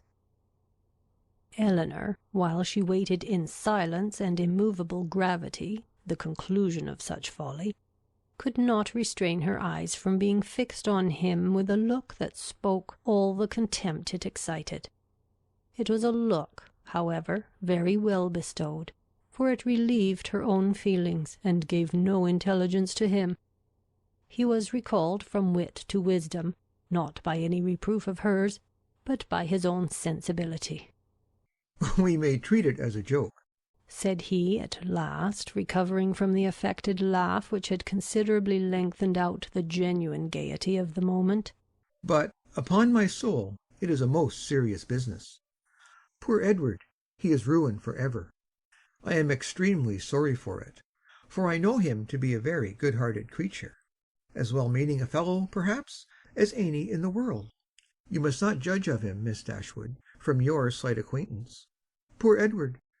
His manners are certainly not the happiest in nature, but we are not all born, you know, with the same powers, the same address. Poor fellow! To see him in a circle of strangers! To be sure, it was pitiable enough, but upon my soul, I believe he has a good heart as any in the kingdom, and I declare and protest to you, I never was so shocked in my life as when it all burst forth. I could not believe it.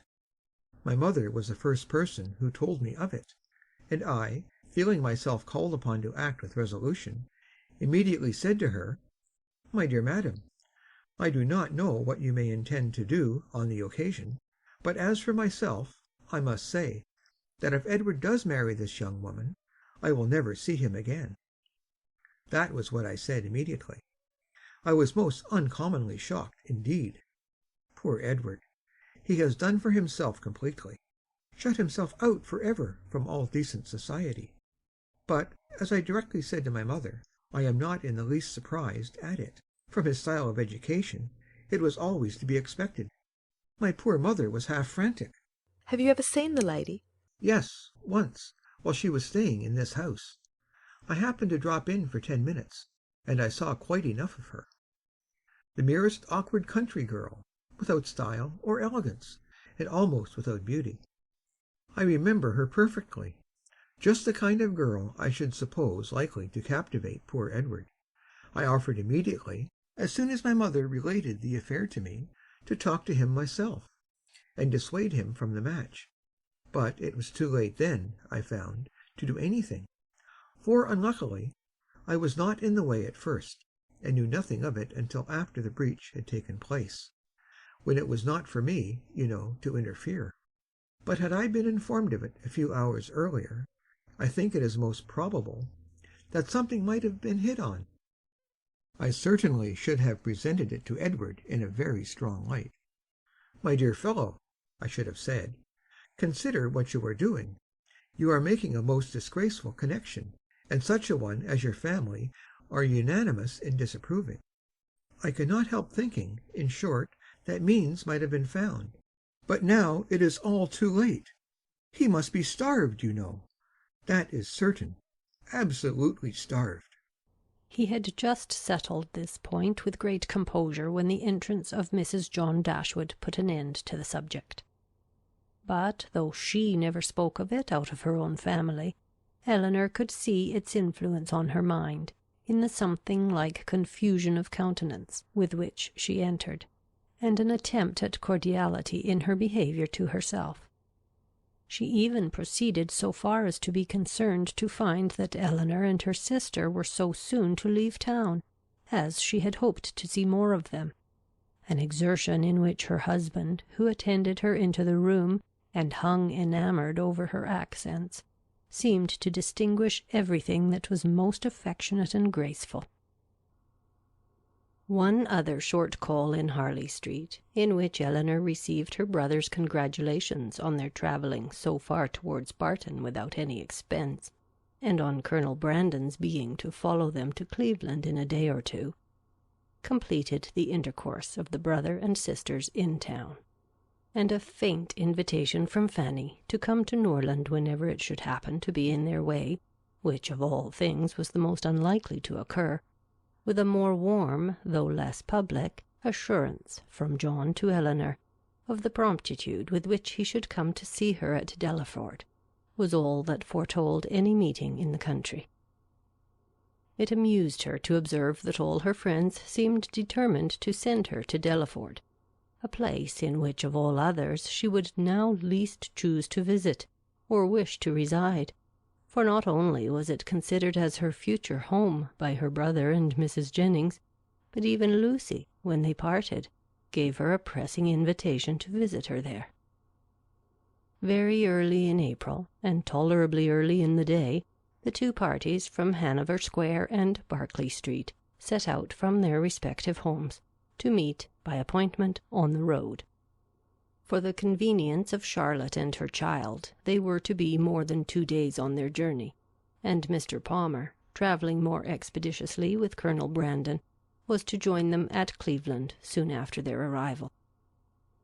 Marianne, few as had been her hours of comfort in London, and eager as she had long been to quit it, could not, when it came to the point, bid adieu to the house in which she had for the last time enjoyed those hopes, and that confidence in Willoughby, which were now extinguished for ever, without great pain.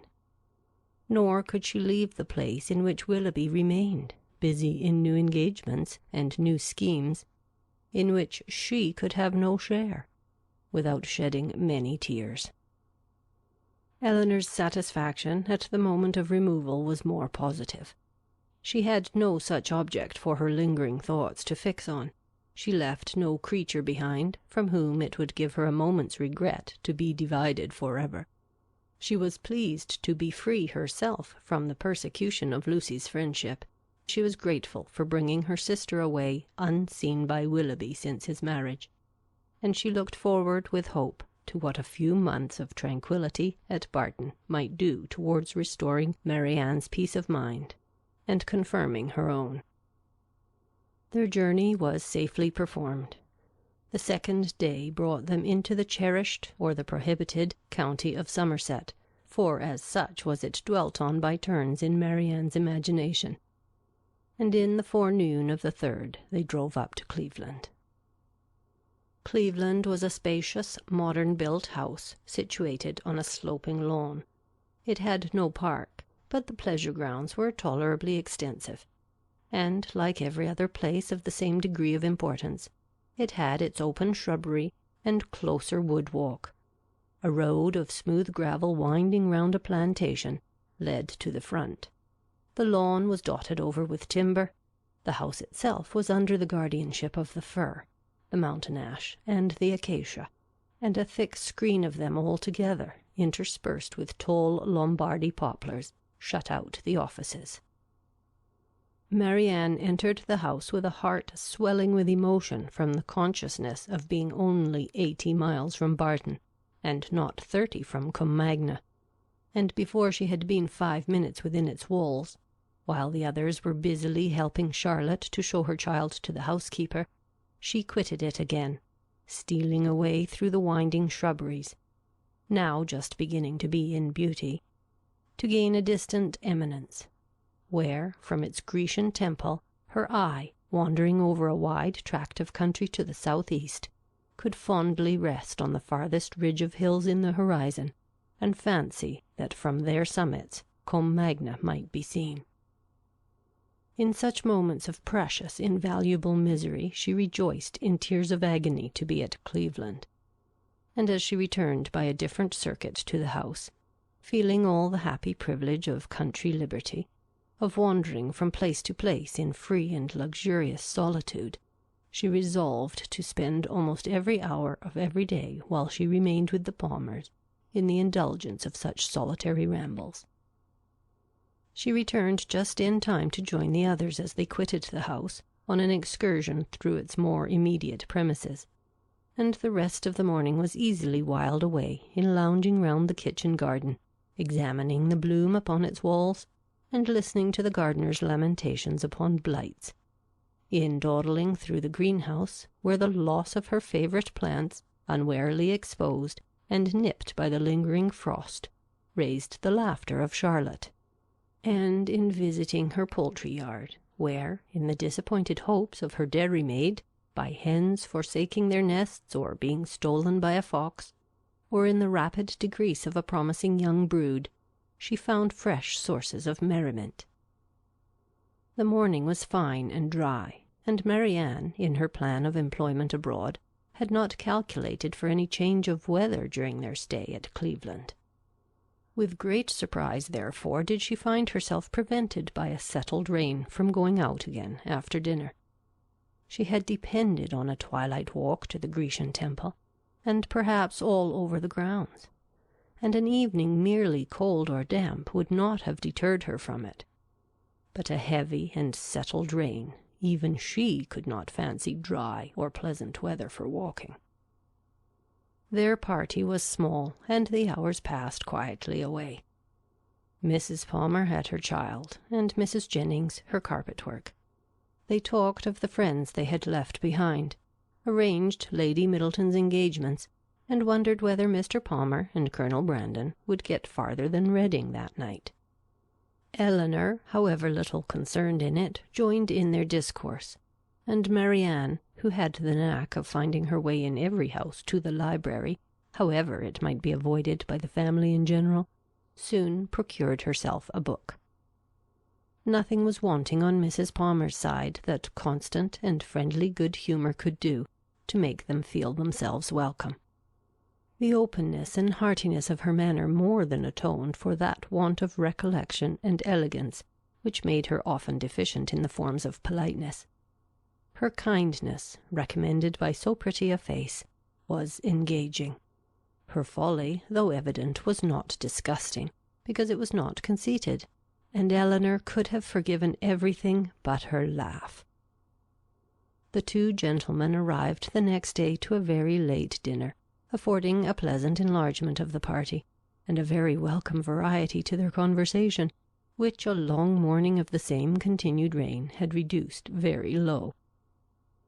Elinor had seen so little of Mr. Palmer, and in that little had seen so much variety in his address to her sister and herself, that she knew not what to expect to find him in his own family.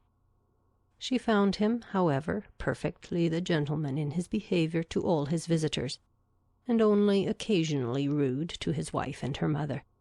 She found him very capable of being a pleasant companion, and only prevented from being so always by too great an aptitude to fancy himself as much superior to people in general as he must feel himself to be to Mrs. Jennings and Charlotte. For the rest of his character and habits, they were marked, as far as Elinor could perceive, with no traits at all unusual in his sex and time of life. He was nice in his eating, uncertain in his hours, fond of his child, though affecting to slight it, and idled away the mornings at billiards, which ought to have been devoted to business. She liked him, however, upon the whole, much better than she had expected, and in her heart was not sorry that she could like him no more, not sorry to be driven by the observation of his epicurism, his selfishness, and his conceit, to rest with complacency on the remembrance of Edward's generous temper, simple taste, and diffident feelings. Of Edward, or at least of some of his concerns, she now received intelligence from Colonel Brandon, who had been into Dorsetshire lately, and who, treating her at once as the disinterested friend of Mr. Ferrers, and the kind of confidant of himself, talked to her a great deal of the parsonage at Delaford, described its deficiencies, and told her what he meant to do himself towards removing them. His behaviour to her in this, as well as in every other particular, his open pleasure in meeting her after an absence of only 10 days, his readiness to converse with her, and his deference for her opinion, might very well justify Mrs. Jennings's persuasion of his attachment, and would have been enough, perhaps, had not Elinor still, as from the first, believed Marianne his real favourite, to make her suspect it herself. But, as it was, such a notion had scarcely ever entered her head, except by Mrs. Jennings's suggestion, and she could not help believing herself the nicest observer of the two. She watched his eyes while Mrs. Jennings thought only of his behaviour, and while his looks of anxious solicitude on Marianne's feeling, in her head and throat, the beginning of a heavy cold, because unexpressed by words, entirely escaped the latter lady's observation. She could discover in them the quick feelings and needless alarm of a lover. 2 delightful twilight walks on the 3rd and 4th evenings of her being there, not merely on the dry gravel of the shrubbery, but all over the grounds, and especially in the most distant parts of them, where there was something more of wilderness than in the rest, where the trees were the oldest, and the grass was the longest and wettest, had, assisted by the still greater imprudence of sitting in her wet shoes and stockings, given Marianne a cold so violent as though for a day or 2 trifled with or denied, would force itself by increasing ailments on the concern of everybody and the notice of herself. Prescriptions poured in from all quarters, and as usual were all declined. Though heavy and feverish, with a pain in her limbs and a cough and a sore throat, a good night's rest was to cure her entirely, and it was with difficulty that Elinor prevailed on her, when she went to bed, to try 1 or 2 of the simplest of remedies. Marianne got up the next morning at her usual time, to every inquiry replied that she was better, and tried to prove herself so by engaging in her accustomary employments. But a day spent in sitting shivering over the fire with a book in her hand, which she was unable to read, or in lying, weary and languid, on a sofa, did not speak much in favour of her amendment. And when, at last, she went early to bed, more and more indisposed, Colonel Brandon was only astonished at her sister's composure, who, though attending and nursing her the whole day, against Marianne's inclination, and forcing proper medicines on her at night, trusted, like Marianne, to the certainty and efficacy of sleep, and felt no real alarm.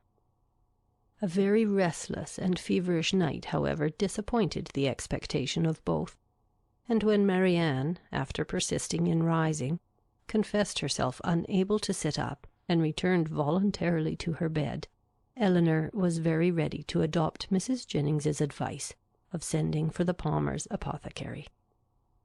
He came, examined his patient, and though encouraging Miss Dashwood to expect that a very few days would restore her sister to health, yet, by pronouncing her disorder to have a putrid tendency, and allowing the word infection to pass his lips, gave instant alarm to Mrs. Palmer on her baby's account.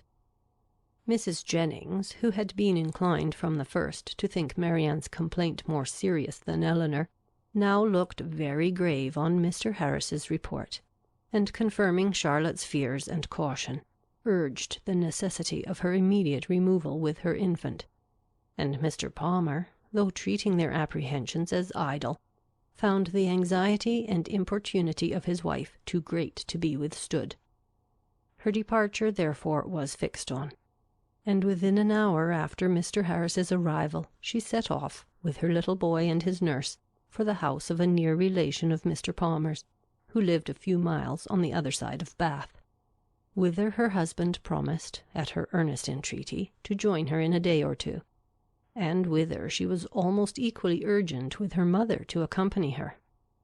Mrs. Jennings, however, with a kindness of heart which made Elinor really love her, declared her resolution of not stirring from Cleveland as long as Marianne remained ill, and of endeavouring, by her own attentive care, to supply to her the place of the mother she had taken her from, and Elinor found her on every occasion a most willing and active helpmate, desirous to share in all her fatigues, and often, by her better experience in nursing, of material use. Poor Marianne, languid and low from the nature of her malady, and feeling herself universally ill, could no longer hope that tomorrow would find her recovered. And the idea of what tomorrow would have produced, but for this unlucky illness, made every ailment severe. For on that day they were to have begun their journey home, and, attended the whole way by a servant of Mrs. Jennings, were to have taken their mother by surprise on the following forenoon. The little she said was all in lamentation of this inevitable delay, though Elinor tried to raise her spirits, and make her believe, as she then really believed herself, that it would be a very short one. The next day produced little or no alteration in the state of the patient. She certainly was not better, and, except that there was no amendment, did not appear worse. Their party was now farther reduced, for Mr. Palmer, though very unwilling to go, as well from real humanity and good nature, as from a dislike of appearing to be frightened away by his wife, was persuaded at last by Colonel Brandon to perform his promise of following her. And while he was preparing to go, Colonel Brandon himself, with a much greater exertion, began to talk of going likewise. Here, however, the kindness of Mrs. Jennings interposed most acceptably, for to send the Colonel away while his love was in so much uneasiness on her sister's account would be to deprive them both, she thought, of every comfort, and therefore, telling him at once that his stay at Cleveland was necessary to herself, that she should want him to play at piquet of an evening while Miss Dashwood was above with her sister, etc., she urged him so strongly to remain, that he, who was gratifying the first wish of his own heart by a compliance, could not long even affect to demur, especially as Mrs. Jennings's entreaty was warmly seconded by Mr. Palmer, who seemed to feel a relief to himself in leaving behind him a person so well able to assist or advise Miss Dashwood in any emergence. Marianne was, of course, kept in ignorance of all these arrangements. She knew not that she had been the means of sending the owners of Cleveland away in about 7 days from the time of their arrival. It gave her no surprise that she saw nothing of Mrs. Palmer, and as it gave her likewise no concern, she never mentioned her name. 2 days passed away from the time of Mr. Palmer's departure, and her situation continued, with little variation, the same.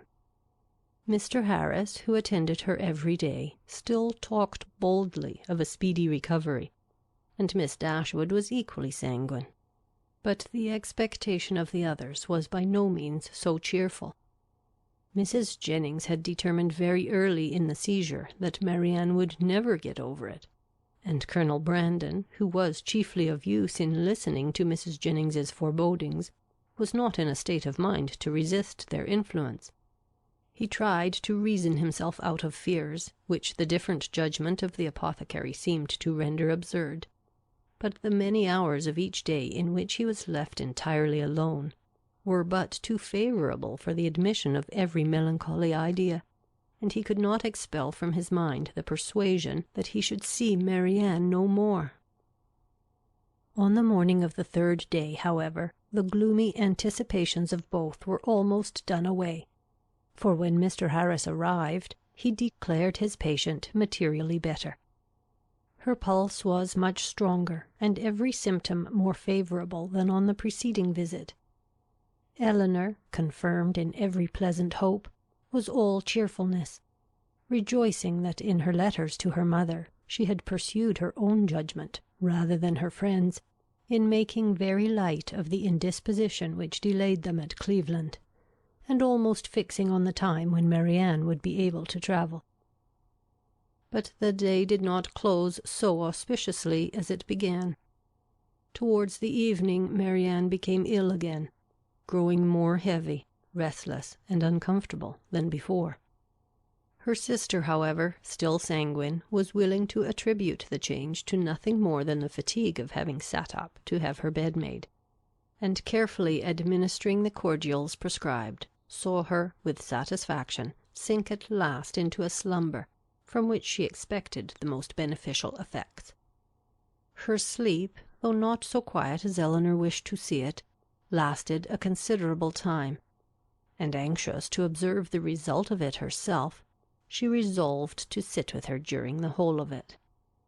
Mrs. Jennings, knowing nothing of any change in the patient, went unusually early to bed. Her maid, who was one of the principal nurses, was recreating herself in the housekeeper's room, and Elinor remained alone with Marianne. The repose of the latter became more and more disturbed, and her sister, who watched with unremitting attention her continual change of posture, and heard the frequent but inarticulate sounds of complaint which passed her lips, was almost wishing to rouse her from so painful a slumber, when Marianne, suddenly awakened by some accidental noise in the house, started hastily up, and with feverish wildness cried out, "Is Mamma coming?" "Not yet," cried the other, concealing her terror, and assisting Marianne to lie down again. "but she will be here, I hope, before it is long. It is a great way, you know, from hence to Barton." "But she must not go round by London," cried Marianne in the same hurried manner. "I shall never see her if she goes by London." Elinor perceived with alarm that she was not quite herself, and while attempting to soothe her, eagerly felt her pulse. It was lower and quicker than ever, and Marianne, still talking wildly of Mamma, her alarm increased so rapidly as to determine her on sending instantly for Mr. Harris, and dispatching a messenger to Barton for her mother. To consult with Colonel Brandon on the best means of effecting the latter was a thought which immediately followed the resolution of its performance, and as soon as she had rung up the maid to take her place by her sister, she hastened down to the drawing-room, where she knew he was generally to be found at a much later hour than the present. It was no time for hesitation. Her fears and her difficulties were immediately before him. Her fears he had no courage, no confidence to attempt the removal of. He listened to them in silent despondence, but her difficulties were instantly obviated, for with a readiness that seemed to speak the occasion, and the service prearranged in his mind, he offered himself as the messenger who should fetch Mrs. Dashwood. Elinor made no resistance that was not easily overcome. She thanked him with brief though fervent gratitude, and while he went to hurry off his servant with a message to Mr. Harris, and an order for post-horses directly, she wrote a few lines to her mother. The comfort of such a friend at that moment as Colonel Brandon, or such a companion for her mother, how gratefully was it felt! A companion whose judgment would guide, whose attendance must relieve, and whose friendship might soothe her. As far as the shock of such a summons could be lessened to her, his presence, his manners, his assistance, would lessen it. He, meanwhile, whatever he might feel, acted with all the firmness of a collected mind, made every necessary arrangement with the utmost dispatch, and calculated with exactness the time in which she might look for his return. Not a moment was lost in delay of any kind. The horses arrived even before they were expected, and Colonel Brandon, only pressing her hand with a look of solemnity, and a few words spoken too low to reach her ear, hurried into the carriage. It was then about 12 o'clock, and she returned to her sister's apartment to wait for the arrival of the apothecary, and to watch by her the rest of the night. It was a night of almost equal suffering to both. Hour after hour passed away in sleepless pain and delirium on Marianne's side, and in the most cruel anxiety on Elinor's, before Mr. Harris appeared. Her apprehensions once raised, paid by their excess for all her former security, and the servant who sat up with her, for she would not allow Mrs. Jennings to be called, only tortured her more by hints of what her mistress had always thought. Marianne's ideas were still, at intervals, fixed incoherently on her mother, and whenever she mentioned her name, it gave a pang to the heart of poor Elinor, who, reproaching herself for having trifled with so many days of illness, and wretched for some immediate relief, fancied that all relief might soon be in vain, that everything had been delayed too long, and pictured to herself her suffering mother arriving too late to see this darling child, or to see her rational. She was on the point of sending again for Mr. Harris, or if he could not come, for some other advice, when the former, but not till after 5 o'clock, arrived. His opinion, however, made some little amends for his delay, for though acknowledging a very unexpected and unpleasant alteration in his patient, he would not allow the danger to be material, and talked of the relief which a fresh mode of treatment must procure, with a confidence which, in a lesser degree, was communicated to Elinor. He promised to call again in the course of 3 or 4 hours, and left both the patient and her anxious attendant more composed than he had found them. With strong concern and many reproaches for not being called to their aid, did Mrs. Jennings hear in the morning of what had passed. Her former apprehensions, now with greater reason restored, left her no doubt of the event, and though trying to speak comfort to Elinor, her conviction of her sister's danger would not allow her to offer the comfort of hope. Her heart was really grieved. The rapid decay, the early death of a girl so young, so lovely as Marianne, must have struck a less interested person with concern. On Mrs. Jennings's compassion she had other claims. She had been for 3 months her companion, was still under her care, and she was known to have been greatly injured and long unhappy. The distress of her sister, too, particularly a favourite, was before her. And as for their mother, when Mrs. Jennings considered that Marianne might probably be to her what Charlotte was to herself, her sympathy in her suffering was very sincere. Mr. Harris was punctual in his second visit, but he came to be disappointed in his hopes of what the last would produce. His medicines had failed. The fever was unabated, and Marianne only more quiet, not more herself, remained in a heavy stupor. Elinor, catching all, and more than all, his fears in a moment, proposed to call in further advice. But he judged it unnecessary.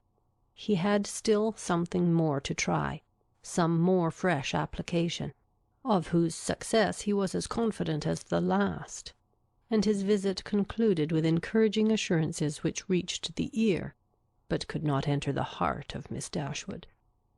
She was calm, except when she thought of her mother, but she was almost hopeless, and in this state she continued till noon, scarcely stirring from her sister's bed, her thoughts wandering from one image of grief, one suffering friend to another, and her spirits oppressed to the utmost by the conversation of Mrs. Jennings, who scrupled not to attribute the severity and danger of this attack to the many weeks of previous indisposition which Marianne's disappointment had brought on. Elinor felt all the reasonableness of the idea, and it gave fresh misery to her reflections.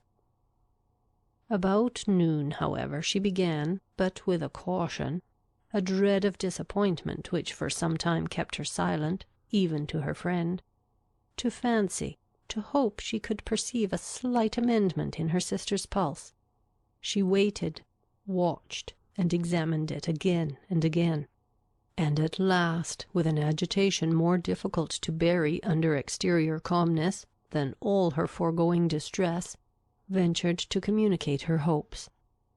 Mrs. Jennings, though forced on examination to acknowledge a temporary revival, tried to keep her young friend from indulging a thought of its continuance, and Elinor, conning over every injunction of distrust, told herself likewise not to hope.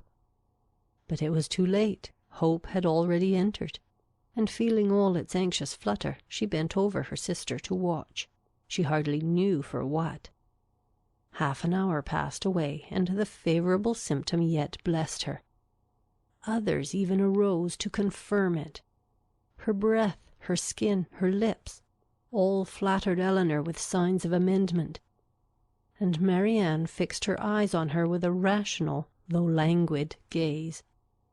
Anxiety and hope now oppressed her in equal degrees, and left her no moment of tranquillity till the arrival of Mr. Harris at 4 o'clock, when his assurances, his felicitations on a recovery in her sister even surpassing his expectation, gave her confidence, comfort, and tears of joy. Marianne was in every respect materially better, and he declared her entirely out of danger. Mrs. Jennings, perhaps satisfied with the partial justification of her forebodings which had been found in their late alarm, allowed herself to trust in his judgment, and admitted, with unfeigned joy, and soon with unequivocal cheerfulness, the probability of an entire recovery. Elinor could not be cheerful. Her joy was of a different kind, and led to anything rather than to gaiety. Marianne restored to life, health, friends, and to her doting mother, was an idea to fill her heart with sensations of exquisite comfort, and expand it in fervent gratitude. But it led to no outward demonstrations of joy, no words, no smiles. All within Elinor's breast was satisfaction, silent and strong.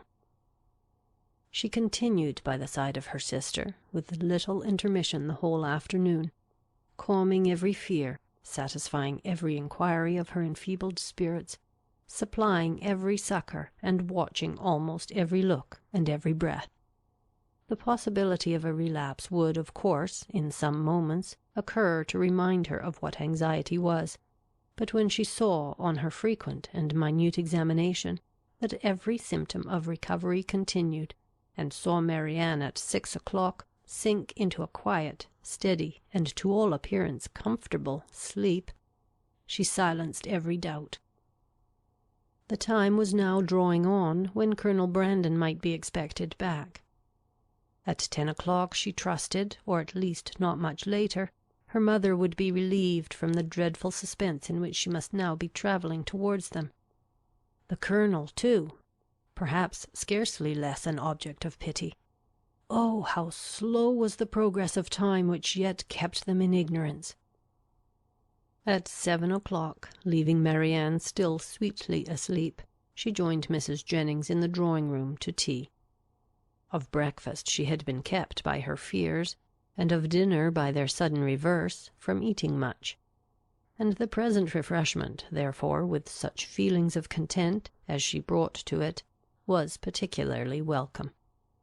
Mrs. Jennings would have persuaded her, at its conclusion, to take some rest before her mother's arrival, and allow her to take her place by Marianne. But Elinor had no sense of fatigue, no capability of sleep at that moment about her, and she was not to be kept away from her sister an unnecessary instant. Mrs. Jennings therefore attending her upstairs into the sick chamber, to satisfy herself that all continued right, left her there again to her charge and her thoughts, and retired to her own room to write letters and sleep. The night was cold and stormy, the wind roared round the house, and the rain beat against the windows, but Elinor, all happiness within, regarded it not. Marianne slept through every blast, and the travellers, they had a rich reward in store for every present inconvenience. The clock struck 8. Had it been 10, Elinor would have been convinced that at that moment she heard a carriage driving up to the house, and so strong was the persuasion that she did, in spite of the almost impossibility of their being already come, that she moved into the adjoining dressing-closet and opened a window-shutter, to be satisfied of the truth. She instantly saw that her ears had not deceived her. The flaring lamps of a carriage were immediately in view. By their uncertain light she thought she could discern it to be drawn by 4 horses, and this, while it told the excess of her poor mother's alarm, gave some explanation to such unexpected rapidity. Never in her life had Elinor found it so difficult to be calm as at that moment. The knowledge of what her mother must be feeling as the carriage stopped at the door, of her doubt, her dread, perhaps her despair, and of what she had to tell. With such knowledge it was impossible to be calm. All that remained to be done was to be speedy, and therefore, staying only till she could leave Mrs. Jennings's maid with her sister, she hurried downstairs. The bustle in the vestibule as she passed along an inner lobby assured her that they were already in the house. She rushed to the drawing-room, she entered it, and saw only Willoughby. Elinor, starting back with a look of horror at the sight of him, obeyed the first impulse of her heart in turning instantly to quit the room, and her hand was already on the lock, when its action was suspended by his hastily advancing, and saying, in a voice rather of command than supplication, "Miss Dashwood, for half an hour, for 10 minutes, I entreat you to stay." "No, sir," she replied with firmness. "I shall not stay. Your business cannot be with me. The servants, I suppose, forgot to tell you that Mr. Palmer was not in the house." "Had they told me," he cried with vehemence, "that Mr. Palmer and all his relations were at the devil, it would not deter me from the door. My business is with you, and only you." "With me?" in the utmost amazement. "Well, sir, be quick, and if you can, less violent." "Sit down, and I will be both." She hesitated. She knew not what to do. The possibility of Colonel Brandon's arriving and finding her there came across her. But she had promised to hear him, and her curiosity, no less than her honour, was engaged. After a moment's recollection, therefore, concluding that prudence required dispatch, and that her acquiescence would best promote it, she walked silently towards the table and sat down. He took the opposite chair, and for half a minute not a word was said by either. "Pray be quick, sir," said Elinor impatiently. "I have no time to spare." He was sitting in an attitude of deep meditation, and seemed not to hear her. "Your sister," said he with abruptness a moment afterwards, "is out of danger. I heard it from the servant. God be praised. But is it true? Is it really true?" Elinor would not speak. He repeated the inquiry with yet greater eagerness. "For God's sake, tell me, is she out of danger or is she not?" "We hope she is." He rose up and walked across the room. "Had I known as much half an hour ago. But since I am here," speaking with a forced vivacity as he returned to his seat, "what does it signify? For once, Miss Dashwood, it will be the last time perhaps. Let us be cheerful together. I am in a fine mood for gaiety. Tell me honestly," a deeper glow overspreading his cheeks, "do you think me most a knave or a fool?" Elinor looked at him with greater astonishment than ever. She began to think that he must be in liquor. The strangeness of such a visit and of such manners seemed no otherwise intelligible, and with this impression she immediately rose, saying, "Mr. Willoughby, I advise you at present to return to Combe. I am not at leisure to remain with you longer. Whatever your business may be with me, it will be better recollected and explained to-morrow." "I understand you," he replied, with an expressive smile and a voice perfectly calm. "Yes, I am very drunk. A pint of porter with my cold beef at Marlborough was enough to overset me." "At Marlborough?" cried Elinor, more and more at a loss to understand what he would be at. "Yes, I left London this morning at 8 o'clock, and the only 10 minutes I have spent out of my chaise since that time procured me a nuncheon at Marlborough." The steadiness of his manner and the intelligence of his eye as he spoke, convincing Elinor that whatever other unpardonable folly might bring him to Cleveland, he was not brought there by intoxication, she said, after a moment's recollection, "Mr. Willoughby, you ought to feel, and I certainly do, that after what has passed, your coming here in this manner and forcing yourself upon my notice requires a very particular excuse. What is it that you mean by it?" "I mean," said he with serious energy, "if I can, to make you hate me 1 degree less than you do now.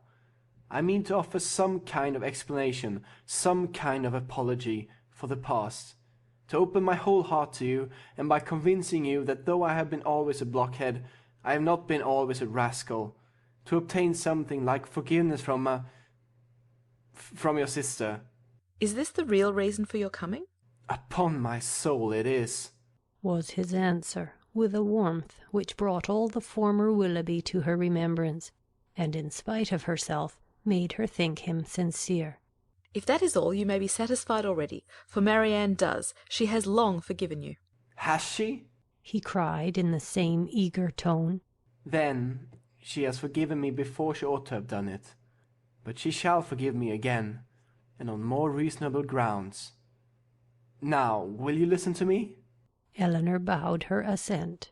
I do not know, said he, after a pause of expectation on her side, and thoughtfulness on his own, how you may have accounted for my behaviour to your sister, or what diabolical motive you may have imputed to me.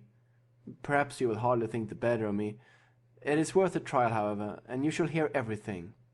When I first became intimate in your family, I had no other intention, no other view in the acquaintance than to pass my time pleasantly while I was obliged to remain in Devonshire, more pleasantly than I had ever done before. Your sister's lovely person and interesting manners could not but please me, and her behaviour to me almost from the first was of a kind. It is astonishing, when I reflect on what it was and what she was, that my heart should have been so insensible. But at first, I must confess, my vanity only was elevated by it.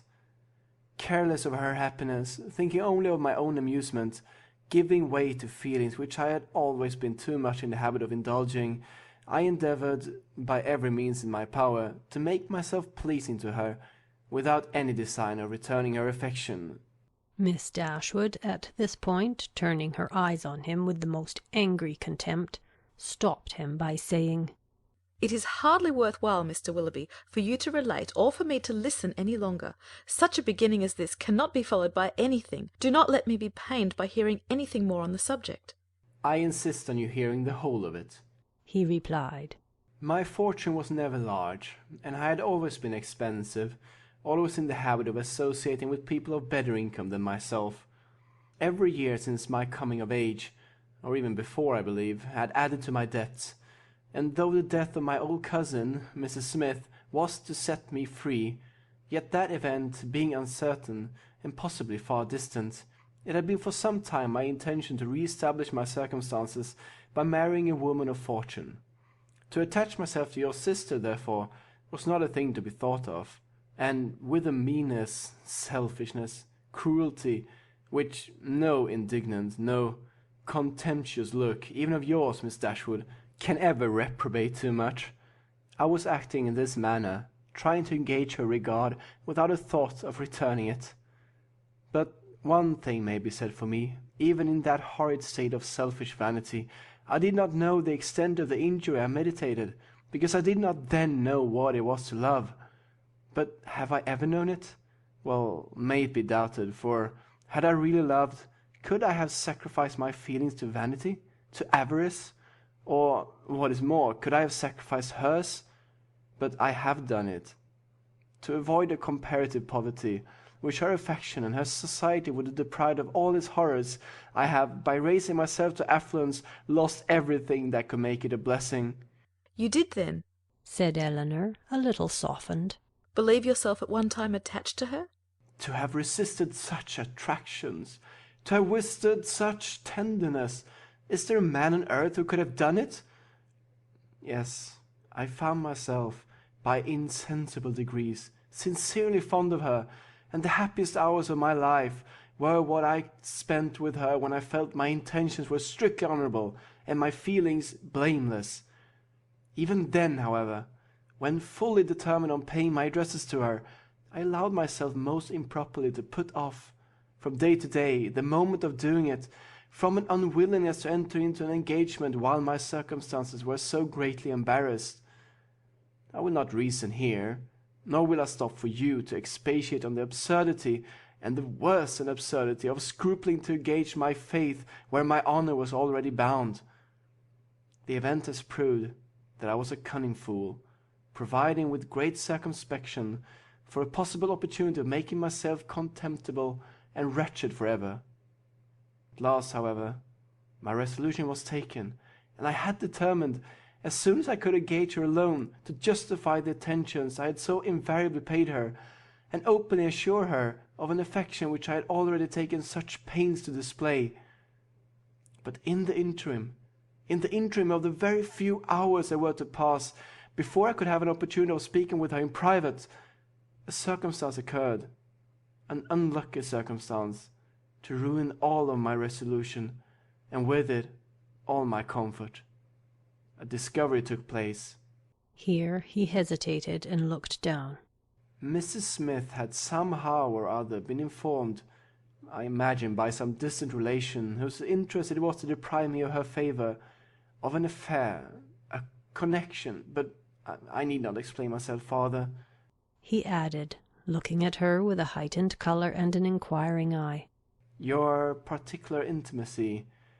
You have probably heard the whole story long ago. I have, returned Elinor, colouring likewise, and hardening her heart anew against any compassion for him. I have heard it all, and how you will explain away any part of your guilt in that dreadful business, I confess, is beyond my comprehension. Remember, cried Willoughby, from whom you received the account. Could it be an impartial one? I acknowledge that her situation and her character ought to have been respected by me. I do not mean to justify myself, but at the same time cannot leave you to suppose that I have nothing to urge, that because she was injured, she was irreproachable, and because I was a libertine, she must be a saint. If the violence of her passions, the weakness of her understanding, I do not mean, however, to defend myself, her affection for me deserved better treatment, and I often, with great self-reproach, recall the tenderness which, for a very short time, had the power of creating any return. I heartily wish it had never been, but I have injured more than herself, and I have injured one whose affection for me, may I say it, was scarcely less warm than hers, and whose mind, oh, how infinitely superior! Your indifference, however, towards that unfortunate girl, I must say it, unpleasant to me as the discussion of such a subject may well be, your indifference is no apology for your cruel neglect of her. Do not think yourself excused by any weakness, any natural defect of understanding on her side, in the wanton cruelty so evident on yours. You must have known that while you were enjoying yourself in Devonshire, producing fresh schemes, always gay, always happy, she was reduced to the extremest indigence. But, upon my soul, I did not know it, he warmly replied. I did not recollect that I had omitted to give her my direction, and common sense might have told her how to find it out. Well, sir, and what said Mrs. Smith? She taxed me with the offence at once, and my confusion may be guessed. The purity of her life, the formality of her notions, her ignorance of the world, everything was against me. The matter itself I could not deny, and vain was every endeavour to soften it. She was previously disposed, I believe, to doubt the morality of my conduct in general, and was moreover discontented with the very little attention, the very little portion of my time that I bestowed on her in my present visit. In short, it ended in a total breach. By one measure I might have saved myself. In the height of her morality, good woman, she offered to forgive the past if I would marry Eliza.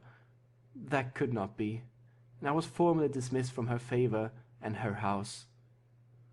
The night following this affair, I was to go the next morning, was spent by me in deliberating on what my future conduct should be. The struggle was great, but it ended too soon. My affection for Marianne, my thorough conviction of her attachment to me, it was all insufficient to outweigh that dread of poverty, or get the better of those false ideas of the necessity of riches, which I was naturally inclined to feel, and expensive society had increased. I had reason to believe myself secure of my present wife, if I chose to address her, and I persuaded myself to think that nothing else in common prudence remained for me to do. A heavy scene, however, awaited me before I could leave Devonshire. I was engaged to dine with you on that very day. Some apology was therefore necessary for my breaking this engagement. But whether I should write this apology or deliver it in person was a point of long debate. To see Marianne, I felt, would be dreadful, and I even doubted whether I could see her again and keep my resolution. In that point, however, I undervalued my own magnanimity, as the event declared, for I went. I saw her miserable, and left her miserable, and left her hoping never to see her again. Why did you call, Mr. Willoughby? said Elinor reproachfully. A note would have answered every purpose. Why was it necessary to call? It was necessary to my own pride. I could not bear to leave the country in a manner that might lead you, or the rest of the neighbourhood, to suspect any part of what had really passed between Mrs. Smith and myself, and I resolved therefore on calling at the cottage, in my way to Oniton. The sight of your dear sister, however, was really dreadful, and, to heighten the matter, I found her alone. You were all gone, I do not know where. I had left her only the evening before, so fully, so firmly resolved within myself on doing right. A few hours were to have engaged her to me forever, and I remember how happy, how gay were my spirits as I walked from the cottage to Aldenham, satisfied with myself, delighted with everybody. But in this, our last interview of friendship, I approached her with a sense of guilt that almost took from me the power of dissembling. Her sorrow, her disappointment, her deep regret when I told her that I was obliged to leave Devonshire so immediately, I shall never forget it. United, too, with such reliance, such confidence in me. Oh, God, what a hard-hearted rascal I was! They were both silent for a few moments. Elinor first spoke. Did you tell her that you should soon return? I do not know what I told her, he replied impatiently. Less than was due to the past beyond a doubt, and no likelihood much more than was justified by the future. I cannot think of it. It won't do. Then came your dear mother to torture me farther with all her kindness and confidence. Thank heaven it did torture me. I was miserable. Miss Dashwood, you cannot have an idea of the comfort it gives me to look back on my own misery. I owe such a grudge to myself for the stupid, rascally follow of my own heart, that all my past sufferings under it are only triumph and exultation to me now. Well, I went, left all that I loved, and went to those to whom, at best, I was only indifferent. My journey to town, travelling with my own horses, and therefore so tediously, no creature to speak to, my own reflections so cheerful, when I looked forward, everything so inviting, when I looked back at Barton, the pictures so soothing. Oh, it was a blessed journey. He stopped. Well, sir, said Elinor, who, though pitying him, grew impatient for his departure. And this is all? No. Have you forgot what passed in town? That infamous letter. Did she shew it you? Yes, I saw every note that passed. When the first of hers reached me, as it immediately did, for I was in town the whole time, what I felt is, in the common phrase, not to be expressed. In a more simple one, perhaps too simple to raise emotions, my feelings were very, very painful. Every line, every word was, in the hackneyed metaphor which that dear writer, were she here, would forbid, a dagger to my heart. To know that Marianne was in town was, in the same language, a thunderbolt. Thunderbolts and daggers, what a reproof would she have given me! Her taste, her opinions, I believe they are better known to me than my own, and I am sure they are dear. Elinor's heart, which had undergone many changes in the course of this extraordinary conversation, was now softened again. Yet she felt it her duty to check such ideas in her companion as the last. This is not right, Mr. Willoughby. Remember that you are married. Relate only what in your conscience you think it necessary for me to hear. Marianne's note, by assuring me that I was still as dear to her as in former days, that in spite of the many, many weeks we have been separated, she was as constant in her own feelings, and as full of faith in the constancy of mine as ever, awakened all of my remorse. I say awakened, because time and London, business and dissipation, had in some measure quieted it, and I had been growing a fine hardened villain, fancying myself indifferent to her, and choosing to fancy that she too must have become indifferent to me, talking to myself of our past attachment as a mere idle, trifling business, shrugging up my shoulders in proof of its being so, and silencing every reproach, overcoming every scruple, by secretly saying now and then, I shall be heartily glad to hear she is well married. But this note made me know myself better. I felt that she was infinitely dearer to me than any other woman in the world, and that I was using her infamously. But everything was then just settled between Miss Grey and me. To retreat was impossible. All that I had to do was to avoid you both. I sent no answer to Marianne, intending by that to preserve myself from her farther notice, and for some time I was even determined not to call in Berkeley Street. But at last, judging it wiser to affect the air of a cool, common acquaintance than anything else, I watched you all safely out of the house one morning and left my name. Watched us out of the house? Even so. You would be surprised to hear how often I watched you, how often I was on the point of falling in with you. I have entered many a shop to avoid your sight as a carriage drove by.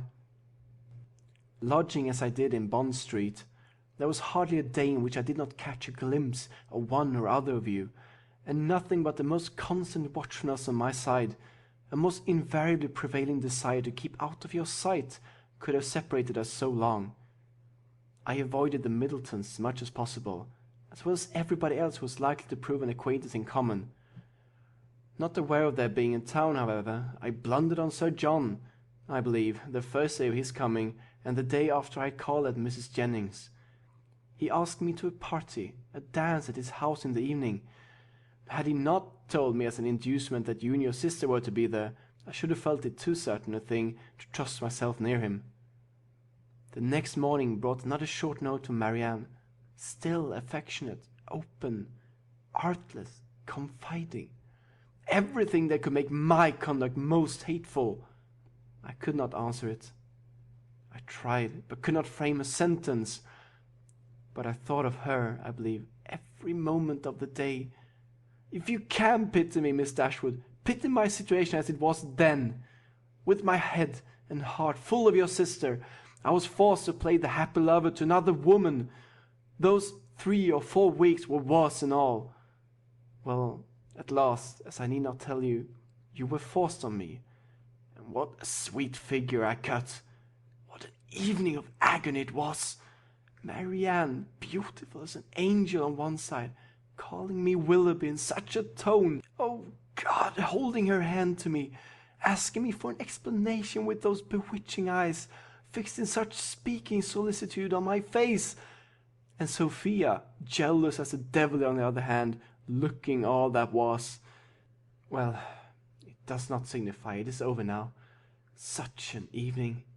I ran away from you all as soon as I could, but not before I had seen Marianne's sweet face as white as death. That was the last look I ever had of her, the last manner in which she appeared to me. It was a horrid sight, yet when I thought of her today as really dying, it was a kind of comfort to me to imagine that I knew exactly how she would appear to those who saw her last in this world. She was before me, constantly before me as I travelled, in the same look and hue. A short pause of mutual thoughtfulness succeeded. Willoughby, first rousing himself, broke it thus. Well, let me make haste and be gone. Your sister is certainly better, certainly out of danger. We are assured of it. Your poor mother, too, doting on Marianne. But the letter, Mr. Willoughby, your own letter, have you anything to say about that? Yes, that in particular. Your sister wrote to me again, you know, the very next morning. You saw what she said. I was breakfasting at the Ellisons, and her letter, with some others, was brought to me there from my lodgings. It happened to catch Sophia's eyes before it caught mine, and its size, the elegance of the paper, the handwriting altogether immediately gave her a suspicion. Some vague report had reached her before of my attachment to some young lady in Devonshire, and what had passed within her observation the preceding evening had marked who the young lady was, and made her more jealous than ever. Affecting the air of playfulness, therefore, which is delightful in a woman one loves, she opened the letter directly, and read its contents. She was well paid for her impudence. She read what made her wretched. Her wretchedness I could have borne, but her passion, her malice, at all events, it must be appeased. And, in short, what do you think of my wife's style of letter-writing? Delicate, tender, truly feminine, was it not? Your wife? The letter was in your own handwriting. Yes, but I had only the credit of servilely copying such sentences as I was ashamed to put my name to. The original was all her own happy thoughts and gentle diction. What could I do? We were engaged, everything in preparation, the day almost fixed. But I am talking like a fool. Preparation, day. In honest words, her money was necessary to me, and in a situation like mine, anything was to be done to prevent a rupture. And after all, what did it signify to my character and the opinion of Marianne and her friends? In what language my answer was couched? It must have been only to one end. My business was to declare myself a scoundrel, and whether I did it with a bow or a bluster was of little importance. I am ruined for ever in their opinion, said I to myself. I am shut out for ever from their society. They already think me an unprincipled fellow. This letter will only make them think me a blackguard one. Such were my reasonings, as, in a sort of desperate carelessness, I copied my wife's words, and parted with the last relics of Marianne. Her 3 notes, unluckily they were all in my pocket-book, where I should have denied their existence, and hoarded them forever. I was forced to put them up, and could not even kiss them. And the lock of hair, that too I had always carried about me in the same pocket-book, which was now searched by Madam with the most ingratiating virulence. The dear lock, every memento was torn from me. You are very wrong, Mr. Willoughby, very blamable, said Elinor, while her voice, in spite of herself, betrayed her compassionate emotion. You ought not to speak in this way, either of Mrs. Willoughby or my sister. You had made your own choice. It was not forced on you. Your wife has a claim to your politeness, to your respect at least. She must be attached to you, or she would not have married you. To treat her with unkindness, to speak of her slightingly, is no atonement to Marianne, nor can I suppose it a relief to your own conscience. Do not talk to me of my wife, said he with a heavy sigh. She does not deserve your compassion. She knew I had no regard for her when we married. Well, married we were, and came down to Combe Magna to be happy, and afterwards returned to town to be gay. And now, do you pity me, Miss Dashwood, or have I said all this to no purpose? Am I, be it only 1 degree, am I less guilty in your opinion than I was before? My intentions were not always wrong. Have I explained away any part of my guilt? Yes, you certainly have removed something, a little. You have proved yourself, on the whole, less faulty than I had believed you. You have proved your heart less wicked, much less wicked. But I hardly know, the misery that you have inflicted, I hardly know what could have made it worse. Will you repeat to your sister when she is recovered what I have been telling you? Let me be a little lightened too in her opinion as well as in yours. You tell me that she has forgiven me already. Let me be able to fancy that a better knowledge of my heart and of my present feelings will draw from her a more spontaneous, more natural, more gentle, less dignified forgiveness. Tell her of my misery and my penitence. Tell her that my heart was never inconstant to her, and if you will, that at this moment she is dearer to me than ever.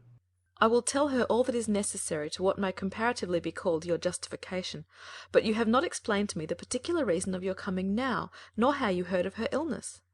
Last night, in Drury Lane lobby, I ran against Sir John Middleton, and when he saw who I was, for the first time these 2 months, he spoke to me. That he had cut me ever since my marriage, I had seen without surprise or resentment. Now, however, His good-natured, honest, stupid soul, full of indignation against me and concern for your sister, could not resist the temptation of telling me what he knew ought to, though probably he did not think it would, vex me horridly. As bluntly as he could speak it, therefore, he told me that Marianne Dashwood was dying of a putrid fever at Cleveland. A letter that morning received from Mrs. Jennings declared her danger most imminent. The Palmers are all gone off in a fright. I was too much shocked to be able to pass myself off as insensible even to the undiscerning Sir John. His heart was softened in seeing mine suffer, as so much of his ill will was done away, that when we parted he almost shook me by the hand, while he reminded me of an old promise about the pointer puppy. What I felt on hearing that your sister was dying, and dying too, believing me the greatest villain upon earth, scorning, hating me in her last moments. For how could I tell what horrid projects might not have been imputed? One person I was sure would represent me as capable of anything. What I felt was dreadful. My resolution was soon made, and at 8 o'clock this morning I was in my carriage. Now you know all. Elinor made no answer. Her thoughts were silently fixed on the irreparable injury which too early an independence and its consequent habits of idleness, dissipation, and luxury had made in the mind, the character, the happiness of a man who, to every advantage of person and talents, united a disposition naturally open and honest, and a feeling, affectionate temper. The world had made him extravagant and vain. Extravagance and vanity had made him cold-hearted and selfish. Vanity, while seeking its own guilty triumph at the expense of another, had involved him in a real attachment, which extravagance, or at least its offspring, necessity, had required to be sacrificed. Each faulty propensity in leading him to evil had led him likewise to punishment.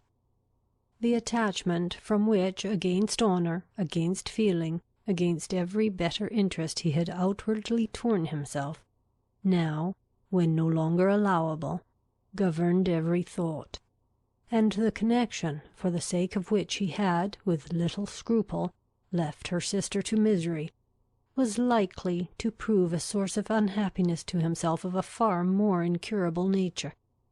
From a reverie of this kind she was recalled at the end of some minutes by Willoughby, who, rousing himself from a reverie at least equally painful, started up in preparation for going, and said, "There is no use in staying here. I must be off." Are you going back to town? "No, to Com Magna. I have business there, from thence to town in a day or two. Goodbye." He held out his hand. She could not refuse to give him hers. He pressed it with affection. "And you do think something better of me than you did?" said he, letting it fall and leaning against the mantelpiece, as if forgetting he was to go. Elinor assured him that she did, that she forgave, pitied, wished him well, was even interested in his happiness, and added some gentle counsel as to the behaviour most likely to promote it. His answer was not very encouraging. "As to that," said he, "I must rub through the world as well as I can. Domestic happiness is out of the question. If, however, I am allowed to think that you and yours feel an interest in my fate and actions, it may be the means. It may put me on my guard. At least, it may be something to live for. Marianne, to be sure, is lost to me forever.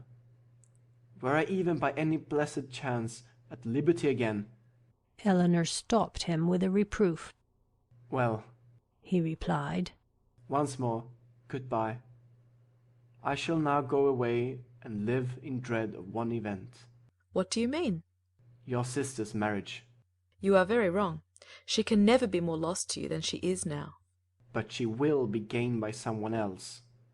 And if that someone should be the very he whom, of all others, I could least bear— but I will not stay to rob myself of all your compassionate goodwill by shewing that where I have most injured I can least forgive. Good-bye. God bless you." And with these words he almost ran out of the room. Elinor, for some time after he left her, for some time even after the sound of his carriage had died away, remained too much oppressed by a crowd of ideas, widely differing in themselves, but of which sadness was the general result, to think even of her sister. Willoughby, he whom only half an hour ago she had abhorred as the most worthless of men, Willoughby, in spite of all his faults, excited a degree of commiseration for the sufferings produced by them, which made her think of him as now separated for ever from her family, with a tenderness, a regret, rather in proportion, as she soon acknowledged within herself, to his wishes than to his merits. She felt that his influence over her mind was heightened by circumstances which ought not in reason to have weight, by that person of uncommon attraction, that open, affectionate, and lively manner which it was no merit to possess, and by that still ardent love for Marianne, which it was not even innocent to indulge. But she felt that it was so, long, long before she could feel his influence less. When at last she returned to the unconscious Marianne, she found her just awaking, refreshed by so long and sweet a sleep to the extent of her hopes. Elinor's heart was full. The past, the present, the future, Willoughby's visit, Marianne's safety, and her mother's expected arrival, threw her altogether into an agitation of spirits which kept off every indication of fatigue, and made her only fearful of betraying herself to her sister. Short was the time, however, in which that fear could affect her, for within half an hour after Willoughby's leaving the house, she was again called downstairs by the sound of another carriage. Eager to save her mother from every unnecessary moment's horrible suspense, she ran immediately into the hall, and reached the outward door just in time to receive and support her as she entered it. Mrs. Dashwood, whose terror as they drew near the house had produced almost the conviction of Marianne's being no more, had no voice to inquire after her, no voice even for Elinor. But she, waiting neither for salutation nor inquiry, instantly gave the joyful relief, and her mother, catching it with all her usual warmth, was in a moment as much overcome by her happiness as she had been before by her fears. She was supported into the drawing-room between her daughter and her friend, and there, shedding tears of joy, though still unable to speak, embraced Elinor again and again, turning from her at intervals to press Colonel Brandon's hand, with a look which spoke at once her gratitude and her conviction of his sharing with herself in the bliss of the moment. He shared it, however, in a silence even greater than her own. As soon as Mrs. Dashwood had recovered herself, to see Marianne was her first desire, and in 2 minutes she was with her beloved child, rendered dearer to her than ever by absence, unhappiness, and danger. Elinor's delight, as she saw what each felt in the meeting, was only checked by an apprehension of its robbing Marianne of farther sleep. But Mrs. Dashwood could be calm, could be even prudent, when the life of a child was at stake, and Marianne, satisfied in knowing her mother was near her, and conscious of being too weak for conversation, submitted readily to the silence and quiet prescribed by every nurse around her. Mrs. Dashwood would sit up with her all night, and Elinor, in compliance with her mother's entreaty, went to bed. But the rest, which one night entirely sleepless and many hours of the most wearing anxiety seemed to make requisite, was kept off by irritation of spirits. Willoughby, Poor Willoughby, as she now allowed herself to call him, was constantly in her thoughts. She would not but have heard his vindication for the world, and now blamed, now acquitted herself for having judged him so harshly before. But her promise of relating it to her sister was invariably painful. She dreaded the performance of it, dreaded what its effect on Marianne might be, doubted whether after such an explanation she could ever be happy with another, and for a moment wished Willoughby a widower. Then, remembering Colonel Brandon, reproved herself, felt that to his sufferings and his constancy far more than to his rivals, the reward of her sister was due, and wished anything rather than Mrs. Willoughby's death. The shock of Colonel Brandon's errand at Barton had been much softened to Mrs. Dashwood by her own previous alarm, for so great was her uneasiness about Marianne, that she had already determined to set out for Cleveland on that very day, without waiting for any further intelligence, and had so far settled her journey before his arrival, that the Careys were then expected every moment to fetch Margaret away, as her mother was unwilling to take her where there might be infection. Marianne continued to mend every day, and the brilliant cheerfulness of Mrs. Dashwood's looks and spirits proved her to be, as she repeatedly declared herself, one of the happiest women in the world. Elinor could not hear the declaration, nor witness its proofs, without sometimes wondering whether her mother ever recollected Edward. But Mrs. Dashwood, trusting to the temperate account of her own disappointment which Elinor had sent her, was led away by the exuberance of her joy to think only of what would increase it.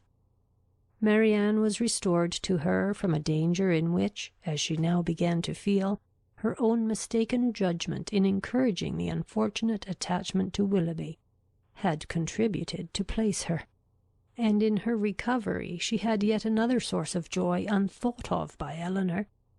It was thus imparted to her as soon as any opportunity of private conference between them occurred. "At last we are alone. My Elinor, you do not yet know all my happiness. Colonel Brandon loves Marianne. He has told me so himself." Her daughter, feeling by turns both pleased and pained, surprised and not surprised, was all silent attention.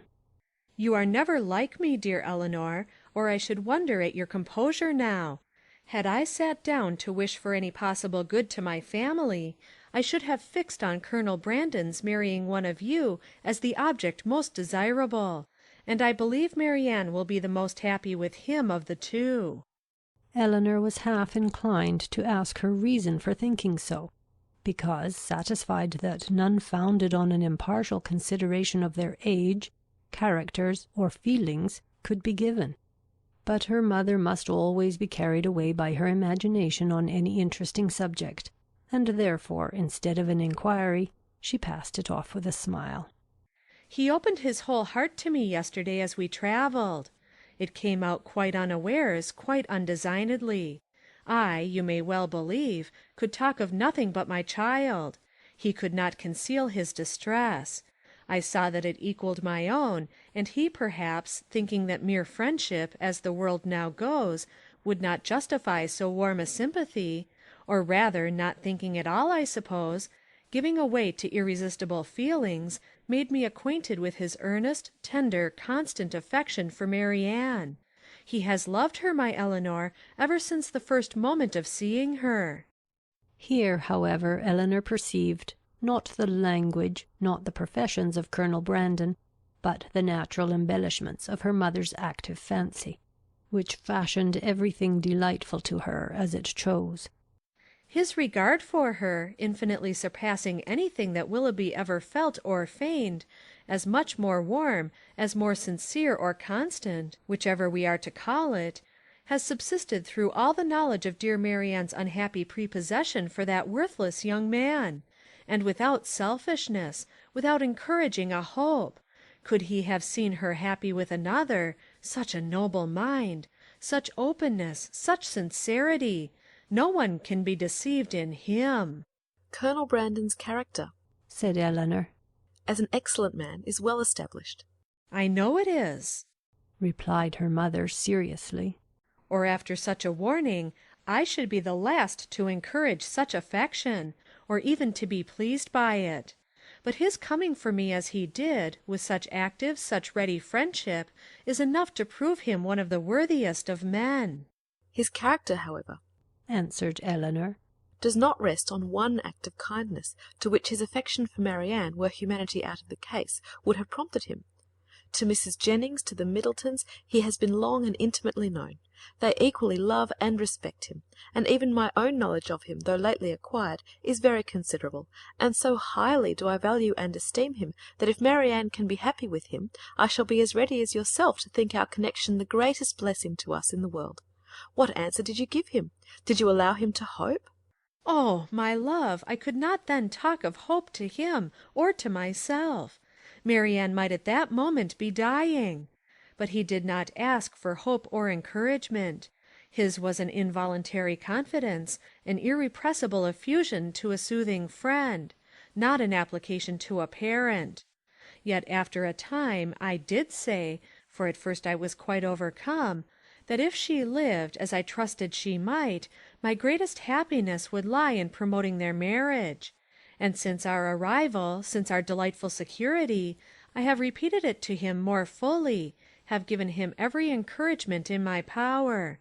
Time, a very little time, I tell him, will do everything. Marianne's heart is not to be wasted for ever on such a man as Willoughby. His own merits must soon secure it.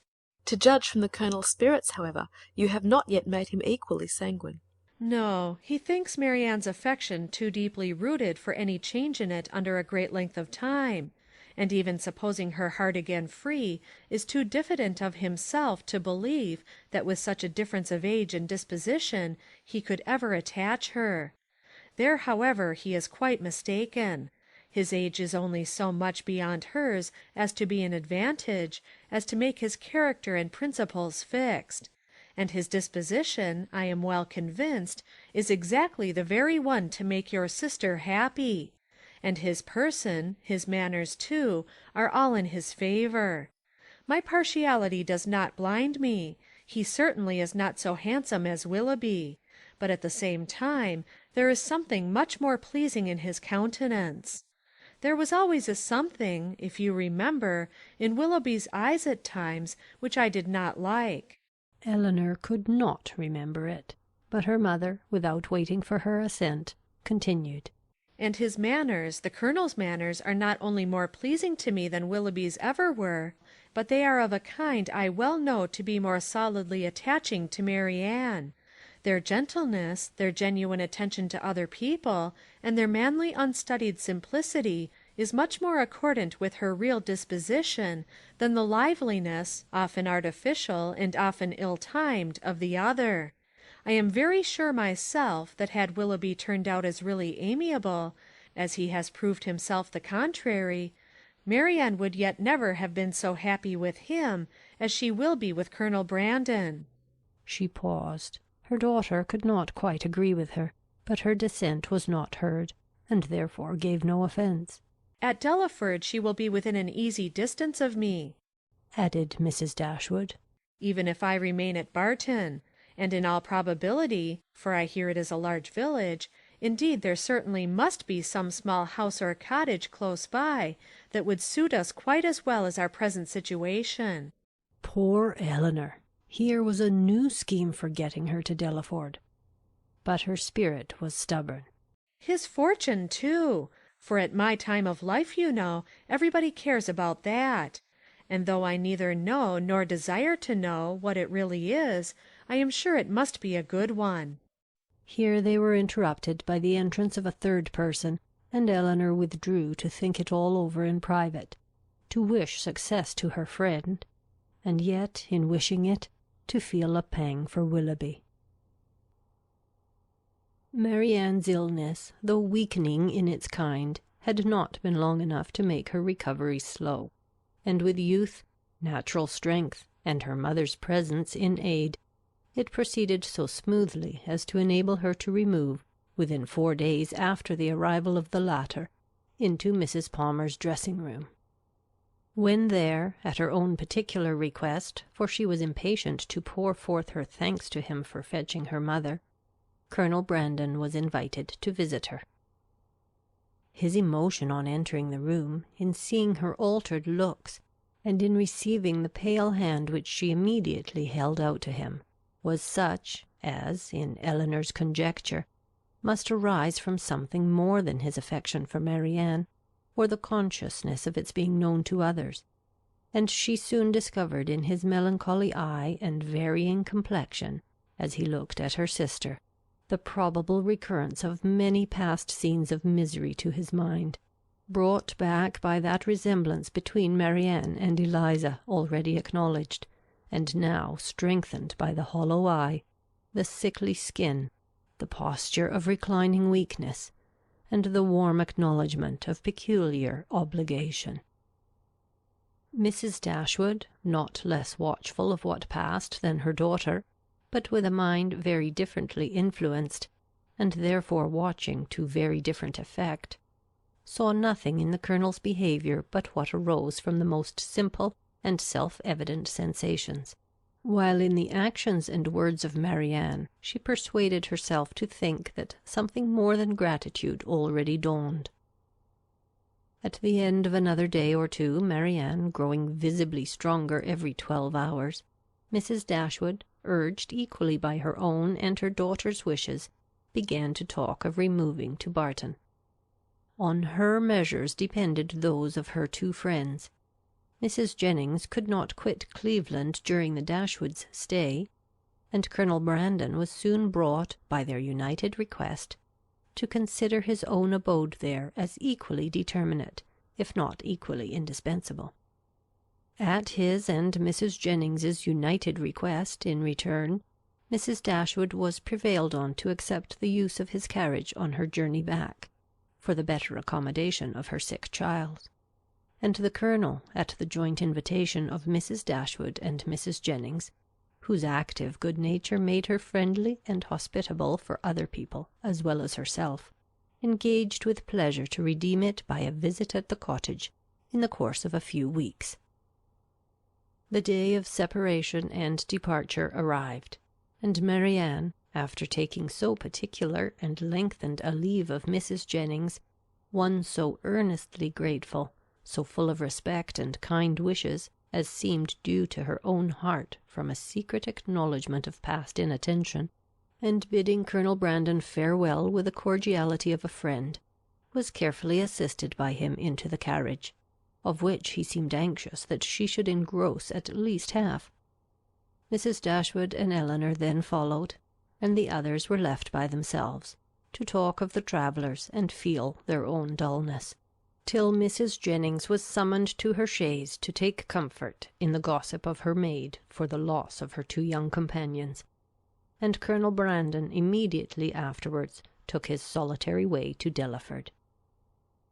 The Dashwoods were 2 days on the road, and Marianne bore her journey on both without essential fatigue. Everything that the most zealous affection, the most solicitous care could do to render her comfortable, was the office of each watchful companion, and each found their reward in her bodily ease and her calmness of spirits. To Elinor, the observation of the latter was particularly grateful. She, who had seen her week after week so constantly suffering, oppressed by anguish of heart which she had neither courage to speak of nor fortitude to conceal, now saw with a joy, which no other could equally share, an apparent composure of mind, which, in being the result, as she trusted, of serious reflection, must eventually lead her to contentment and cheerfulness. As they approached Barton, indeed, and entered on scenes of which every field and every tree brought some peculiar, some painful recollection, she grew silent and thoughtful, and turning away her face from their notice, sat earnestly gazing through the window. But here Elinor could neither wonder nor blame, and when she saw, as she assisted Marianne from the carriage, that she had been crying, she saw only an emotion too natural in itself to raise anything less tender than pity, and in its unobtrusiveness entitled to praise. In the whole of her subsequent manner she traced the direction of a mind awakened to reasonable exertion, for no sooner had they entered their common sitting-room than Marianne turned her eyes around it with a look of resolute firmness, as if determined at once to accustom herself to the sight of every object with which the remembrance of Willoughby could be connected. She said little, but every sentence aimed at cheerfulness, and though a sigh sometimes escaped her, it never passed away without the atonement of a smile. After dinner she would try her pianoforte. She went to it, but the music on which her eye first rested was an opera, procured for her by Willoughby, containing some of their favourite duets, and bearing on its outward leaf her own name in his handwriting. That would not do. She shook her head, put the music aside, and after running over the keys for a minute, complained of feebleness in her fingers and closed the instrument again, declaring, however, with firmness as she did so, that she should in future practice much. The next morning produced no abatement in these happy symptoms. On the contrary, with a mind and body alike strengthened by rest, she looked and spoke with more genuine spirit, anticipating the pleasure of Margaret's return, and talking of the dear family party, which would then be restored, of their mutual pursuits and cheerful society, as the only happiness worth a wish. "When the weather is settled and I have recovered my strength," said she, "we will take long walks together every day. We will walk to the farm at the edge of the down and see how the children go on. We will walk to Sir John's new plantations at Barton Cross and the Abbeyland. And we will often go the old ruins of the Priory, and try to trace its foundations as far as we are told they once reached. I know we shall be happy. I know the summer will pass happily away. I mean never to be later in rising than 6, and from that time till dinner I shall divide every moment between music and reading. I have formed my plan, and am determined to enter on a course of serious study. Our own library is too well known to me to be resorted to for anything beyond mere amusement, but there are many works well worth reading at the Park, and there are others of more modern production which I know I can borrow of Colonel Brandon. By reading only 6 hours a day, I shall gain in the course of a 12-month a great deal of instruction which I now feel myself to want." Elinor honoured her for a plan which originated so nobly as this, though smiling to see the same eager fancy which had been leading her to the extreme of languid indolence and selfish repining, now at work in introducing excess into a scheme of such rational employment and virtuous self-control. Her smile, however, changed to a sigh when she remembered that promise to Willoughby was yet unfulfilled, and feared she had that to communicate which might again unsettle the mind of Marianne, and ruin at least for a time this fair prospect of busy tranquillity. Willing, therefore, to delay the evil hour, she resolved to wait till her sister's health were more secure before she appointed it. But the resolution was made only to be broken. Marianne had been 2 or 3 days at home before the weather was fine enough for an invalid like herself to venture out. But at last a soft genial morning appeared, such as might tempt the daughter's wishes and the mother's confidence, and Marianne, leaning on Elinor's arm, was authorized to walk as long as she could without fatigue, in the lane before the house. The sisters set out at a pace, slow as the feebleness of Marianne in an exercise hitherto untried since her illness required, and they had advanced only so far beyond the house as to admit a full view of the hill, the important hill behind, when pausing with her eyes turned towards it, Marianne calmly said, "There, exactly there," pointing with one hand. "On that projecting mound, there I fell, and there I first saw Willoughby." Her voice sunk with the word, but presently reviving, she added, "I am thankful to find that I can look with so little pain on the spot. Shall we ever talk on that subject, Elinor?" Hesitatingly it was said. "Or will it be wrong? I can talk of it now, I hope, as I ought to do." Elinor tenderly invited her to be open. "As for regret," said Marianne, "I have done with that, as far as he is concerned. I do not mean to talk to you of what my feelings have been for him, but what they are now. At present, if I could be satisfied on one point, if I could be allowed to think that he was not always acting a part, not always deceiving me, but above all, if I could be assured that he never was so very wicked as my fears have sometimes fancied him since the story of that unfortunate girl—" She stopped, Elinor joyfully treasured her words as she answered. If you could be assured of that, you think you should be easy. Yes, my peace of mind is doubly involved in it, for not only is it horrible to suspect a person who has been what he has been to me of such designs, but what must it make me appear to myself? What, in a situation like mine, but a most shamefully unguarded affection could expose me to? How, then, asked her sister, would you account for his behaviour? I would suppose him, oh, how gladly would I suppose him, only fickle, very, very fickle. Elinor said no more. She was debating within herself on the eligibility of beginning her story directly, or postponing it till Marianne were in stronger health, and they crept on for a few minutes in silence. I am not wishing him too much good, said Marianne at last with a sigh. When I wish his secret reflections may be no more unpleasant than my own, he will suffer enough in them.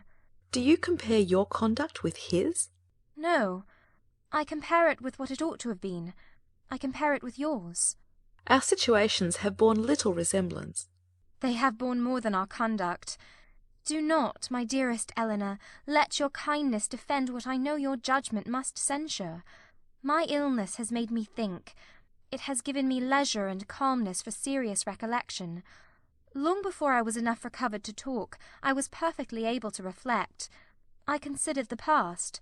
I saw in my own behaviour, since the beginning of our acquaintance with him last autumn, nothing but a series of imprudence towards myself and want of kindness to others.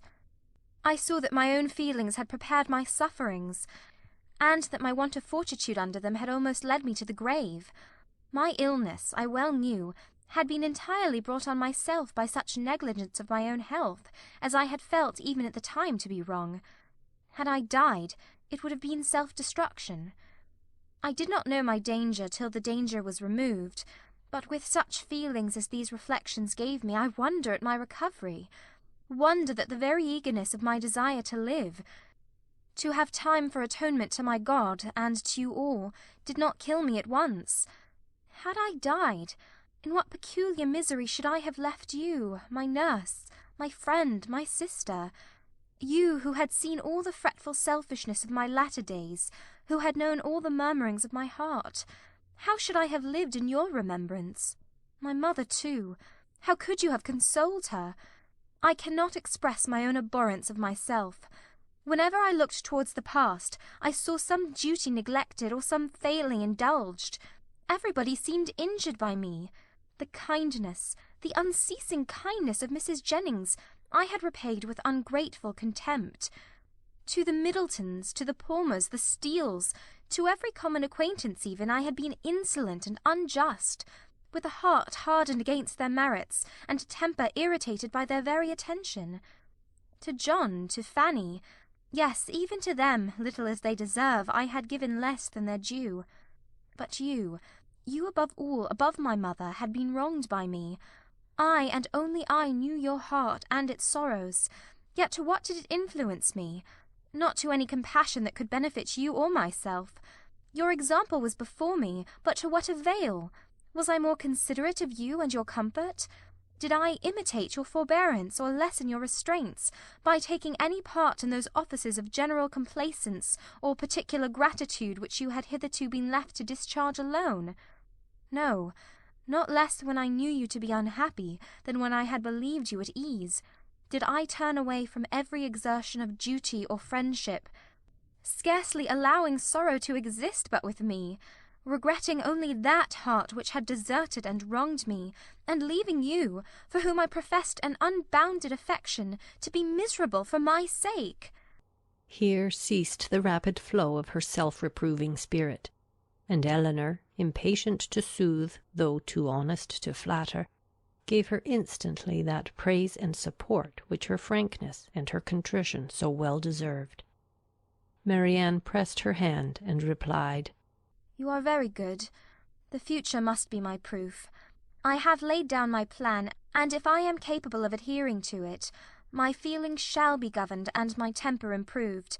They shall no longer worry others, nor torture myself. I shall now live solely for my family.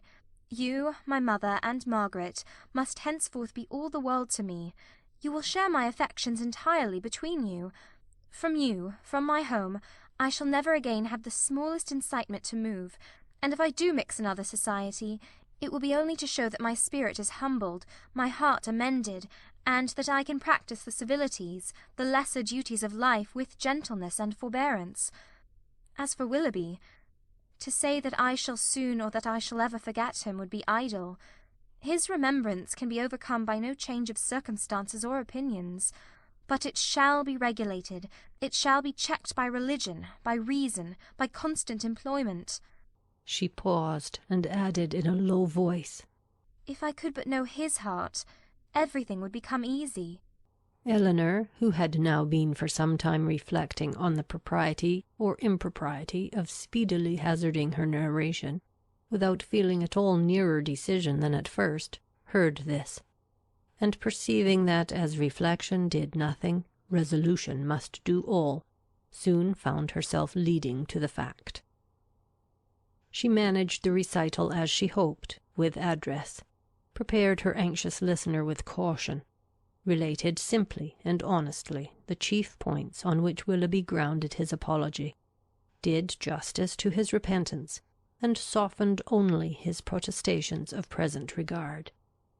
Marianne said not a word. She trembled, her eyes were fixed on the ground, and her lips became whiter than even sickness had left them. 1,000 inquiries sprung up from her heart, but she dared not urge one. She caught every syllable with panting eagerness.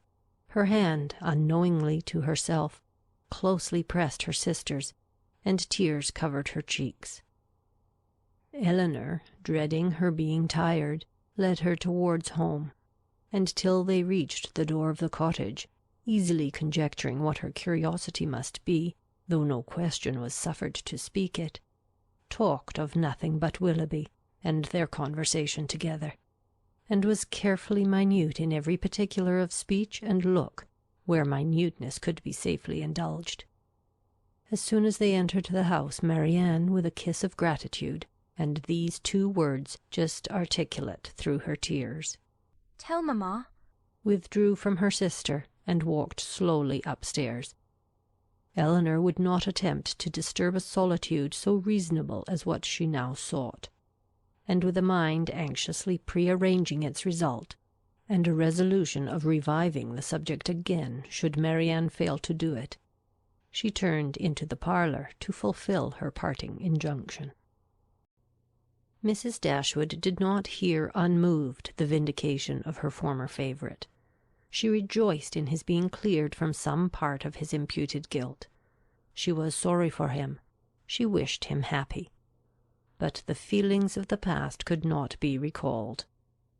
Nothing could restore him with a faith unbroken, a character unblemished, to Marianne. Nothing could do away the knowledge of what the latter had suffered through his means, nor remove the guilt of his conduct towards Eliza. Nothing could replace him, therefore, in her former esteem, nor injure the interests of Colonel Brandon. Had Mrs. Dashwood, like her daughter, heard Willoughby's story from himself, had she witnessed his distress, and been under the influence of his countenance and his manner, it is probable that her compassion would have been greater. But it was neither in Elinor's power nor in her wish to rouse such feelings in another by her retailed explanation, as had at first been called forth in herself. Reflection had given calmness to her judgment, and sobered her own opinion of Willoughby's deserts. She wished, therefore, to declare only the simple truth, and lay open such facts as were really due to his character, without any embellishment of tenderness to lead the fancy astray. In the evening, when they were all 3 together, Marianne began voluntarily to speak of him again, but that it was not without an effort. The restless, unquiet thoughtfulness in which she had been for some time previously sitting, her rising colour as she spoke, and her unsteady voice, plainly showed. I wish to assure you both, said she, that I see everything as you can desire me to do. Mrs. Dashwood would have interrupted her instantly with soothing tenderness, had not Elinor, who really wished to hear her sister's unbiased opinion, by an eager sign engaged her silence. Marianne slowly continued. It is a great relief to me. What Elinor told me this morning, I have now heard exactly what I wished to hear. For some moments her voice was lost, but recovering herself, she added, and with greater calmness than before, I am now perfectly satisfied. I wish for no change. I never could have been happy with him, after knowing, as sooner or later I must have known, all this. I should have had no confidence, no esteem. Nothing could have done it away to my feelings. I know it, cried her mother. Happy with a man of libertine practices, with one who so injured the peace of the dearest of our friends and the best of men. No, my Marianne has not a heart to be made happy with such a man. Her conscience, her sensitive conscience, would have felt all that the conscience of her husband ought to have felt. Marianne sighed and repeated, I wish for no change. You consider the matter, said Elinor, exactly as a good mind and a sound understanding must consider it. And I dare say you perceive, as well as myself, not only in this but in many other circumstances, reason enough to be convinced that your marriage must have involved you in many certain troubles and disappointments, in which you would have been poorly supported by an affection on his side much less certain. Had you married, you must have been always poor. His expensiveness is acknowledged even by himself, and his whole conduct declares that self-denial is a word hardly understood by him. His demands and your inexperience together, on a small, very small income, must have brought on distresses which would not have been the less grievous to you from having been entirely unknown and unthought of before. Your sense of honour and honesty would have led you, I know, when aware of your situation, to attempt all the economy that would appear to you possible. And perhaps, as long as your frugality retrenched only on your own comfort, you might have been suffered to practise it. But beyond that, and how little could the utmost of your single management do to stop the ruin which had begun before your marriage? Beyond that, had you endeavoured, however reasonably, to abridge his enjoyments, is it not to be feared that instead of prevailing on feelings so selfish to consent to it, you would have lessened your own influence on his heart, and made him regret the connection which had involved him in such difficulties? Marianne's lips quivered, and she repeated the word Selfish? in a tone that implied, Do you really think him selfish? The whole of his behaviour, replied Elinor, from the beginning to the end of the affair, has been grounded on selfishness. It was selfishness which first made him sport with your affections, which afterwards, when his own were engaged, made him delay the confession of it, and which finally carried him from Barton. His own enjoyment or his own ease was, in every particular, his ruling principle. It is very true. My happiness never was his object. At present, continued Elinor, he regrets what he has done. And why does he regret it? Because he finds it has not answered towards himself. It has not made him happy. His circumstances are now unembarrassed. He suffers from no evil of that kind, and he thinks only that he has married a woman of less amiable temper than yourself. But does it follow that had he married you, he would have been happy? The inconveniences would have been different. He would then have suffered under the pecuniary distresses which, because they are removed, he now reckons as nothing. He would have had a wife of whose temper he could make no complaint, but he would have been always necessitous, always poor, and probably would soon have learned to rank the innumerable comforts of a clear estate and a good income as of far more importance even to domestic happiness than the mere temper of a wife. I have not a doubt of it, said Marianne, and I have nothing to regret, nothing but my own folly. Rather say your mother's imprudence, my child, said Mrs. Dashwood. She must be answerable. Marianne would not let her proceed, and Elinor, satisfied that each felt their own error, wished to avoid any survey of the past that might weaken her sister's spirits. She, therefore, pursuing the first subject, immediately continued. One observation may, I think, be fairly drawn from the whole of the story, that all Willoughby's difficulties have arisen from the first offence against virtue in his behaviour to Eliza Williams. That crime has been the origin of every lesser one, and all his present discontents. Marianne assented most feelingly to the remark, and her mother was led by it to an enumeration of Colonel Brandon's injuries and merits, warm as friendship and design could unitedly dictate. Her daughter did not look, however, as if much of it were heard by her. Elinor, according to her expectation, saw on the 2 or 3 following days that Marianne did not continue to gain strength as she had done. But while her resolution was unsubdued, and she still tried to appear cheerful and easy, her sister could safely trust to the effect of time upon her health. Margaret returned, and the family were again all restored to each other, again quietly settled at the cottage, and if not pursuing their usual studies with quite so much vigour as when they first came to Barton, at least planning a vigorous prosecution of them in future. Elinor grew impatient for some tidings of Edward. She had heard nothing of him since her leaving London, nothing new of his plans, nothing certain even of his present abode. Some letters had passed between her and her brother in consequence of Marianne's illness, and in the first of John's there had been this sentence: "We know nothing of our unfortunate Edward, and can make no inquiries on so prohibited a subject, but conclude him to be still at Oxford," which was all the intelligence of Edward afforded her by the correspondence, for his name was not even mentioned in any of the succeeding letters. She was not doomed, however, to be long in ignorance of his measures. Their manservant had been sent one morning to Exeter on business, and when, as he waited at table, he had satisfied the inquiries of his mistress as to the event of his errand, this was his voluntary communication: "I suppose you know, ma'am, that Mr. Ferrars is married."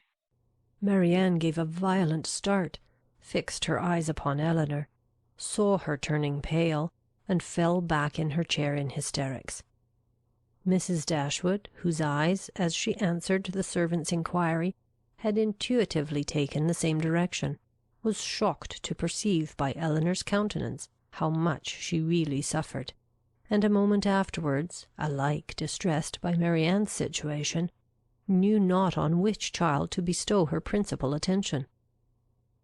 The servant, who saw only that Miss Marianne was taken ill, had sense enough to call one of the maids, who, with Mrs. Dashwood's assistance, supported her into the other room. By that time Marianne was rather better, and her mother, leaving her to the care of Margaret and the maid, returned to Elinor, who, though still much disordered, had so far recovered the use of her reason and voice as to be just beginning an inquiry of Thomas as to the source of his intelligence. Mrs. Dashwood immediately took all that trouble on herself, and Elinor had the benefit of the information without the exertion of seeking it. "Who told you that Mr. Ferrars was married, Thomas?" "I see Mr. Ferrars myself, ma'am, this morning in Exeter, and his lady too, Miss Steele as was. They was stopping in a chaise at the door of the New London Inn, as I went there with a message from Sally at the Park to her brother, who was one of the post-boys. I happened to look up as I went by the chaise, and so I see directly it was the youngest Miss Steele. So I took off my hat, and she knew me and called to me, and inquired after you, ma'am, and the young ladies, especially Miss Marianne, and bid me I should give her compliments, and Mr. Ferrars, their best compliments and service, and how sorry they was they had not time to come on and see you, but they was in a great hurry to go forwards, for they was going further down for a little while, but howsever, when they come back, they'd make sure to come and see you." "But did she tell you she was married, Thomas?" "Yes, ma'am. She smiled, and said how she had changed her name since she was in these parts. She was always a very affable and free-spoken young lady, and very civil behaved, so I made free to wish her joy." "Was Mr. Ferrars in the carriage with her?" "Yes, ma'am. I just see him leaning back in it, but he did not look up. He never was a gentleman much for talking." Elinor's heart could easily account for his not putting himself forward, and Mrs. Dashwood probably found the same explanation. "Was there no one else in the carriage?" "No, ma'am, only they two." "Do you know where they came from?" "They come straight from town, as Miss Lucy, Mrs. Ferrars, told me." "And are they going farther westward?" "Yes, ma'am, but not to bide long.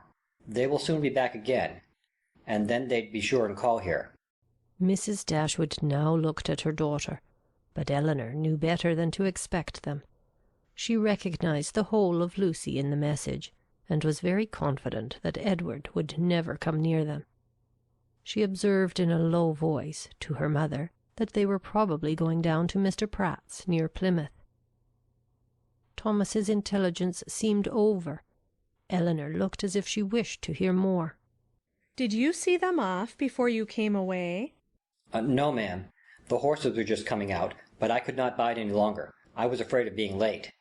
"Did Mrs. Ferrars look well?" Yes, ma'am. She said how she was very well, and to my mind she was always a very handsome young lady, and she seemed vastly contented. Mrs. Dashwood could think of no other question, and Thomas and the tablecloth, now alike needless, were soon afterwards dismissed. Marianne had already sent to say that she should eat nothing more. Mrs. Dashwood's and Elinor's appetites were equally lost, and Margaret might think herself very well off, that with so much uneasiness as both her sisters had lately experienced, so much reason as they had often had to be careless of their meals, she had never been obliged to go without her dinner before. When the dessert and the wine were arranged, and Mrs. Dashwood and Elinor were left by themselves, they remained long together in a similarity of thoughtfulness and silence. Mrs. Dashwood feared to hazard any remark, and ventured not to offer consolation. She now found that she had erred in relying on Elinor's representation of herself, and justly concluded that everything had been expressly softened at the time, to spare her from an increase of unhappiness, suffering as she then had suffered for Marianne. She found that she had been misled by the careful, the considerate attention of her daughter, to think the attachment, which once she had so well understood, much slighter in reality than she had been wont to believe, or than it was now proved to be. She feared that under this persuasion she had been unjust, inattentive, nay, almost unkind, to her Elinor, that Marianne's affliction, because more acknowledged, more immediately before her, had too much engrossed her tenderness, and led her away to forget that in Elinor she might have a daughter suffering almost as much, certainly with less self-provocation and greater fortitude. Elinor now found the difference between the expectation of an unpleasant event, however certain the mind may be told to consider it, and certainty itself. She now found that in spite of herself she had always admitted a hope, while Edward remained single, that something would occur to prevent his marrying Lucy, that some resolution of his own, some mediation of friends, or some more eligible opportunity of establishment for the lady, would arise to assist the happiness of all. But he was now married, and she condemned her heart for the lurking flattery which so much heightened the pain of the intelligence. That he should be married soon, before, as she imagined, he could be in orders, and consequently before he could be in possession of the living, surprised her a little at first. But she soon saw how likely it was that Lucy, in her self-provident care, in her haste to secure him, should overlook everything but the risk of delay. They were married in town, and now hastening down to her uncle's. What had Edward felt on being within 4 miles from Barton, on seeing her mother's servant, on hearing Lucy's message? They would soon, she supposed, be settled at Delaford. Delaford, that place in which so much conspired to give her an interest, which she wished to be acquainted with, and yet desired to avoid. She saw them in an instant in their parsonage house, saw in Lucy the active, contriving manager, uniting at once a desire of smart appearance with the utmost frugality, and ashamed to be suspected of half her economical practices, pursuing her own interest in every thought, courting the favour of Colonel Brandon, of Mrs. Jennings, and of every wealthy friend. In Edward she knew not what she saw, nor what she wished to see. Happy or unhappy, nothing pleased her. She turned away her head from every sketch of him. Elinor flattered herself that some one of their connections in London would write to them to announce the event, and give further particulars. But day after day passed off, and brought no letter, no tidings. Though uncertain that anyone were to blame, she found fault with every absent friend. They were all thoughtless or indolent. "When do you write to Colonel Brandon, ma'am?" Was an inquiry which sprung from the impatience of her mind to have something going on. I wrote to him, my love, last week, and rather expect to see than to hear from him again. I earnestly pressed his coming to us, and should not be surprised to see him walk in to-day or to-morrow, or any day. This was gaining something, something to look forward to. Colonel Brandon must have some information to give. Scarcely had she so determined it, when the figure of a man on horseback drew her eyes to the window. He stopped at their gate. It was a gentleman. It was Colonel Brandon himself. Now she could hear more, and she trembled in expectation of it. But it was not Colonel Brandon, neither his air nor his height. Were it possible, she must say it must be Edward. She looked again. He had just dismounted. She could not be mistaken. It was Edward. She moved away and sat down. "He comes from Mr. Pratt's purposely to see us. I will be calm. I will be mistress of myself." In a moment she perceived that the others were likewise aware of the mistake. She saw her mother and Marianne change colour, saw them look at herself and whisper a few sentences to each other. She would have given the world to be able to speak, and to make them understand that she hoped no coolness, no slight would appear in their behaviour to him. But she had no utterance, and was obliged to leave all to their own discretion. Not a syllable passed aloud. They all waited in silence for the appearance of their visitor. His footsteps were heard along the gravel path. In a moment he was in the passage, and in another he was before them. His countenance as he entered the room was not too happy, even for Elinor. His complexion was white with agitation, and he looked as if fearful of his reception, and conscious that he merited no kind one. Mrs. Dashwood, however, conforming, as she trusted, to the wishes of that daughter, by whom she then meant in the warmth of her heart to be guided in everything, met with a look of forced complacency, gave him her hand, and wished him joy. He coloured, and stammered out an unintelligible reply. Elinor's lips had moved with her mother's, and when the moment of action was over, she wished that she had shaken hands with him too. But it was then too late, and with a countenance meaning to be open, she sat down again and talked of the weather. Marianne had retreated as much as possible out of sight to conceal her distress, and Margaret, understanding some part but not the whole of the case, thought it incumbent on her to be dignified, and therefore took a seat as far from him as she could, and maintained a strict silence. When Elinor had ceased to rejoice in the dryness of the season, a very awful pause took place. It was put an end to by Mrs. Dashwood, who felt obliged to hope that he had left Mrs. Ferrars very well. In a hurried manner he replied in the affirmative. Another pause. Elinor, resolving to exert herself, though fearing the sound of her own voice, now said, "Is Mrs. Ferrars at Longstaple?" "At Longstaple?" he replied with an air of surprise. "No, my mother is in town." "I meant," said Elinor, taking up some work from the table, "to inquire for Mrs. Edward Ferrars." She dared not look up, but her mother and Marianne both turned their eyes on him. He coloured, seemed perplexed, looked doubtingly, and after some hesitation said, "Perhaps you mean my brother. You mean Mrs. Robert Ferrars." Mrs. Robert Ferrars! was repeated by Marianne and her mother in an accent of the utmost amazement, and though Elinor could not speak, even her eyes were fixed on him with the same impatient wonder.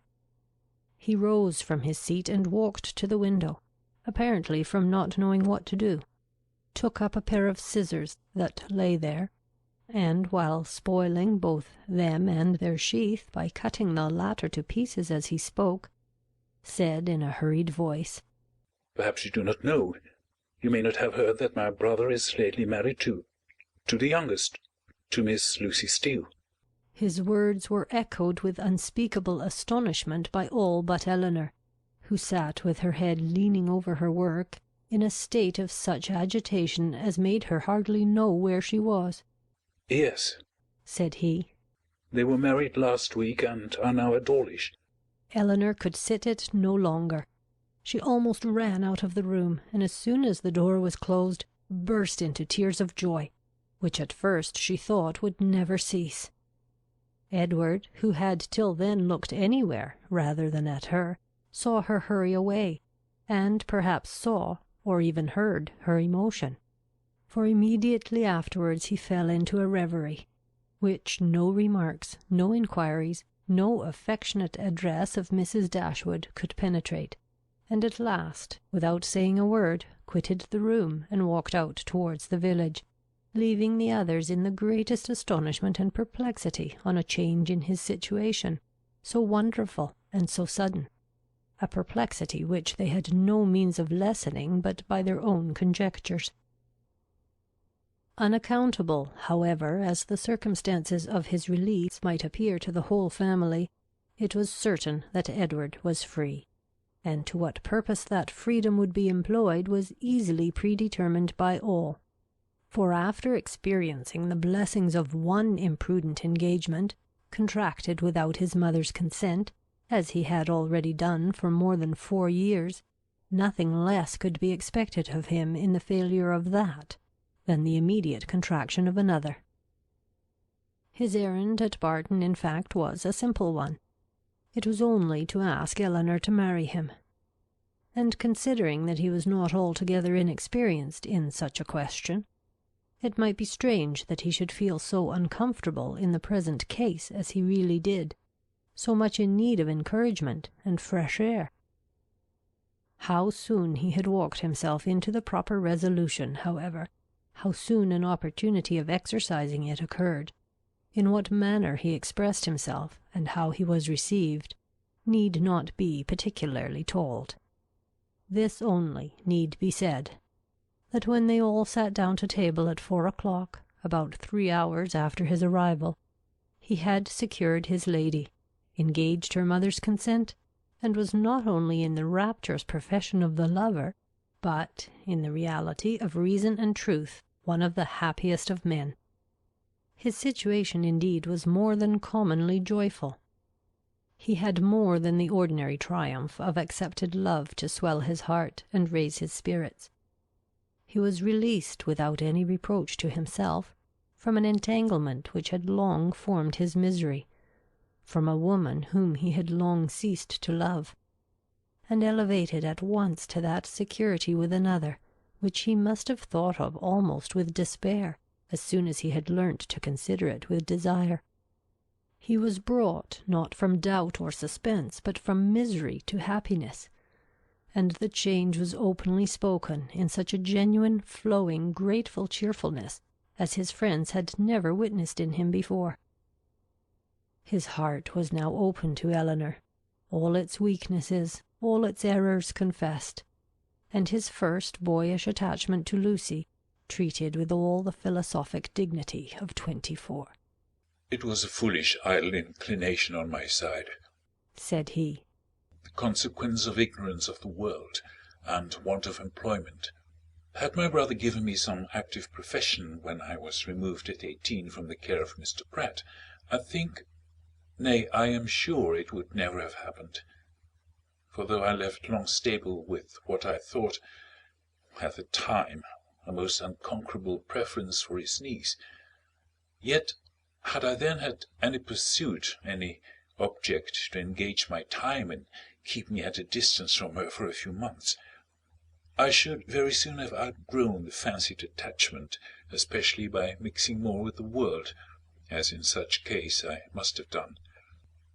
But instead of having anything to do, instead of having any profession chosen for me, or being allowed to choose any myself, I returned home to be completely idle, and for the first 12 months afterwards I had not even the nominal employment which, belonging to the university, would have given me. For I was not entered at Oxford till I was 19. I had therefore nothing in the world to do but to fancy myself in love.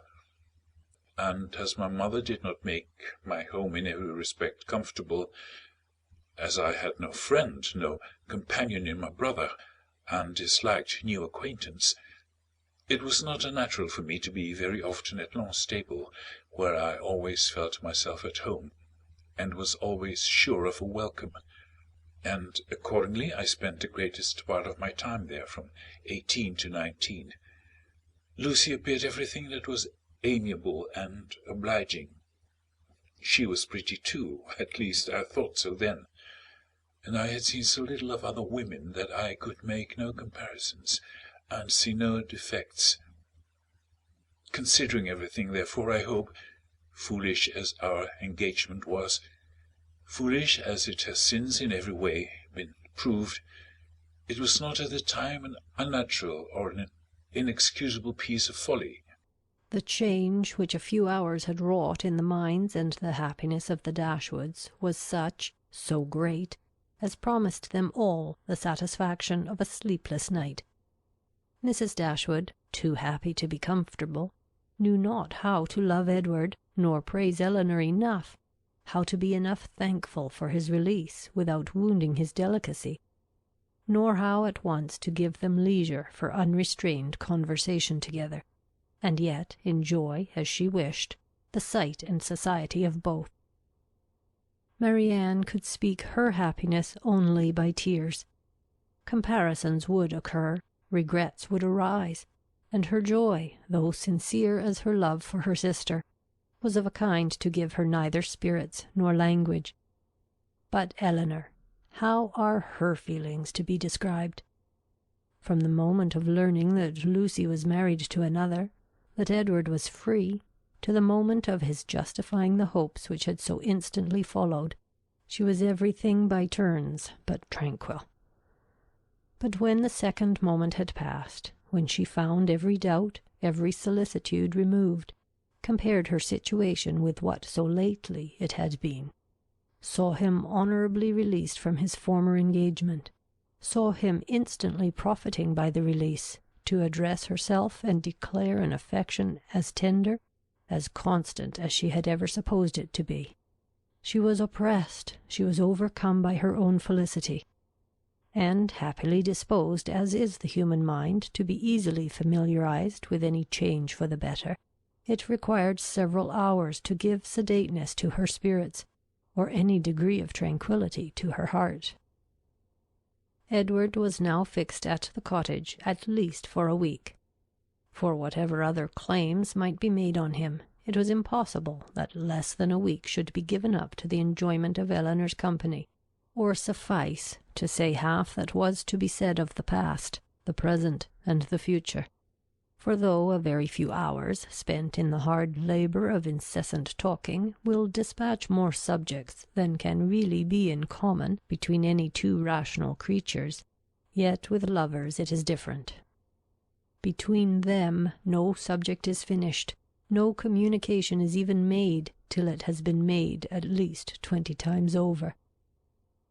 Lucy's marriage, the unceasing and reasonable wonder among them all, formed, of course, one of the earliest discussions of the lovers, and Elinor's particular knowledge of each party made it appear to her in every view as one of the most extraordinary and unaccountable circumstances she had ever heard. How they could be thrown together, and by what attraction Robert could be drawn on to marry a girl of whose beauty she had herself heard him speak without any admiration, a girl too already engaged to his brother, and on whose account that brother had been thrown off by his family, it was beyond her comprehension to make out. To her own heart it was a delightful affair, to her imagination it was even a ridiculous one, but to her reason, her judgment, it was completely a puzzle. Edward could only attempt an explanation by supposing that, perhaps, at first accidentally meeting, the vanity of the one had been so worked on by the flattery of the other as to lead by degrees to all the rest.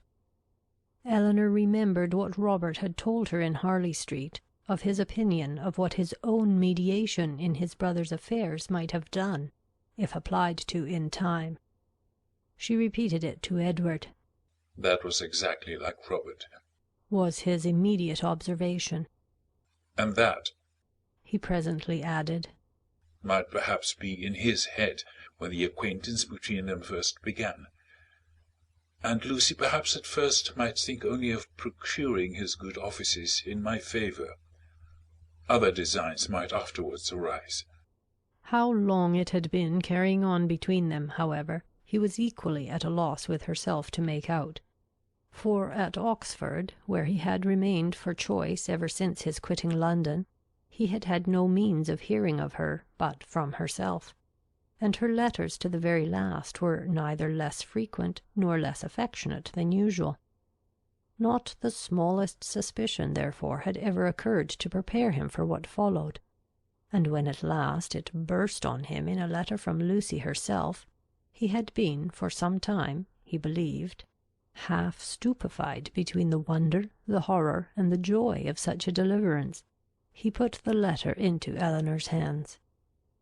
Dear Sir, being very sure I have long lost your affections, I have thought myself at liberty to bestow my own on another, and have no doubt of being as happy with him as I once used to think I might be with you. But I scorn to accept a hand while the heart was another's. Sincerely wish you happy in your choice, and it shall not be my fault if we are not always good friends, as our near relationship now makes proper. I can safely say I owe you no ill will, and am sure you will be too generous to do us any ill offices. Your brother has gained my affections entirely. As we could not live without one another, we are just returned from the altar, and are now on our way to Dawlish for a few weeks, which place your dear brother has great curiosity to see, but thought I would first trouble you with these few lines, and shall always remain your sincere well-wisher, friend, and sister, Lucy Ferrers. I have burnt all your letters, and will return your picture the first opportunity. Please to destroy my scrawls, but the ring with my hair you are very welcome to keep. Elinor read and returned it without any comment. I will not ask your opinion of it as a composition, said Edward. For worlds would not I have had a letter of hers seen by you in former days. In a sister it is bad enough, but in a wife, how I have blushed over the pages of her writing. And I believe I may say that since the first half-year of our foolish business, this is the only letter I ever received from her, of which the substance made me any amends for the defect of the style. However it may have come about, said Elinor after a pause, they are certainly married, and your mother has brought on herself a most appropriate punishment.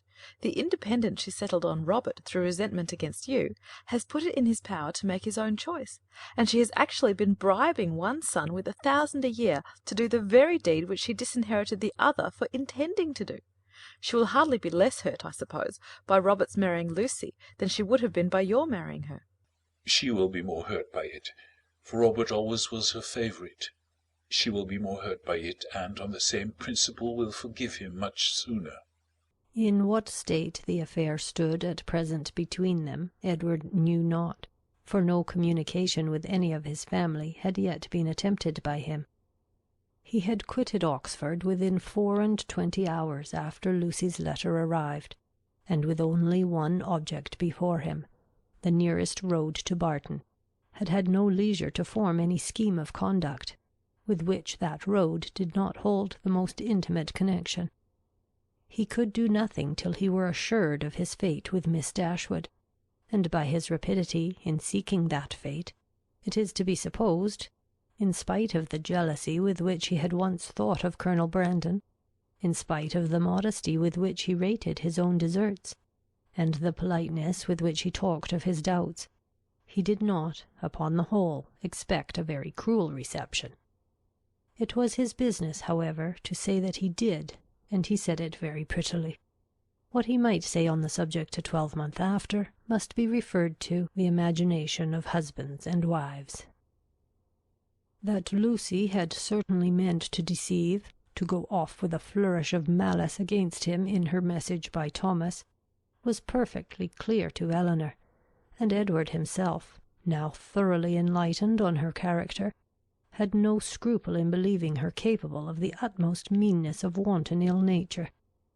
Though his eyes had been long opened, even before his acquaintance with Elinor began, to her ignorance and a want of liberality in some of her opinions, they had been equally imputed, by him, to her want of education, and till her last letter reached him, he had always believed her to be a well-disposed, good-hearted girl, and thoroughly attached to himself. Nothing but such a persuasion could have prevented his putting an end to an engagement, which, long before the discovery of it laid him open to his mother's anger, had been a continual source of disquiet and regret to him. "I thought it my duty," said he, "independent of my feelings, to give her the option of continuing the engagement or not, when I was renounced by my mother and stood, to all appearance, without a friend in the world to assist me. In such a situation as that, where there seemed nothing to tempt the avarice or the vanity of any living creature, how could I suppose, when she so earnestly, so warmly insisted on sharing my fate, whatever it might be, that anything but the most disinterested affection was her inducement?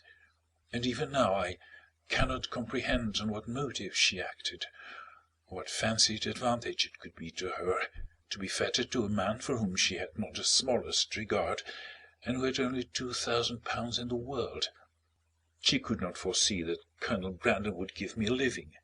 "No, but she might suppose that something would occur in your favour, that your own family might in time relent. And at any rate she lost nothing by continuing the engagement, for she has proved that it fettered neither her inclination nor her actions. The connection was certainly a respectable one, and probably gained her consideration among her friends, and if nothing more advantageous occurred, it would be better for her to marry you than be single."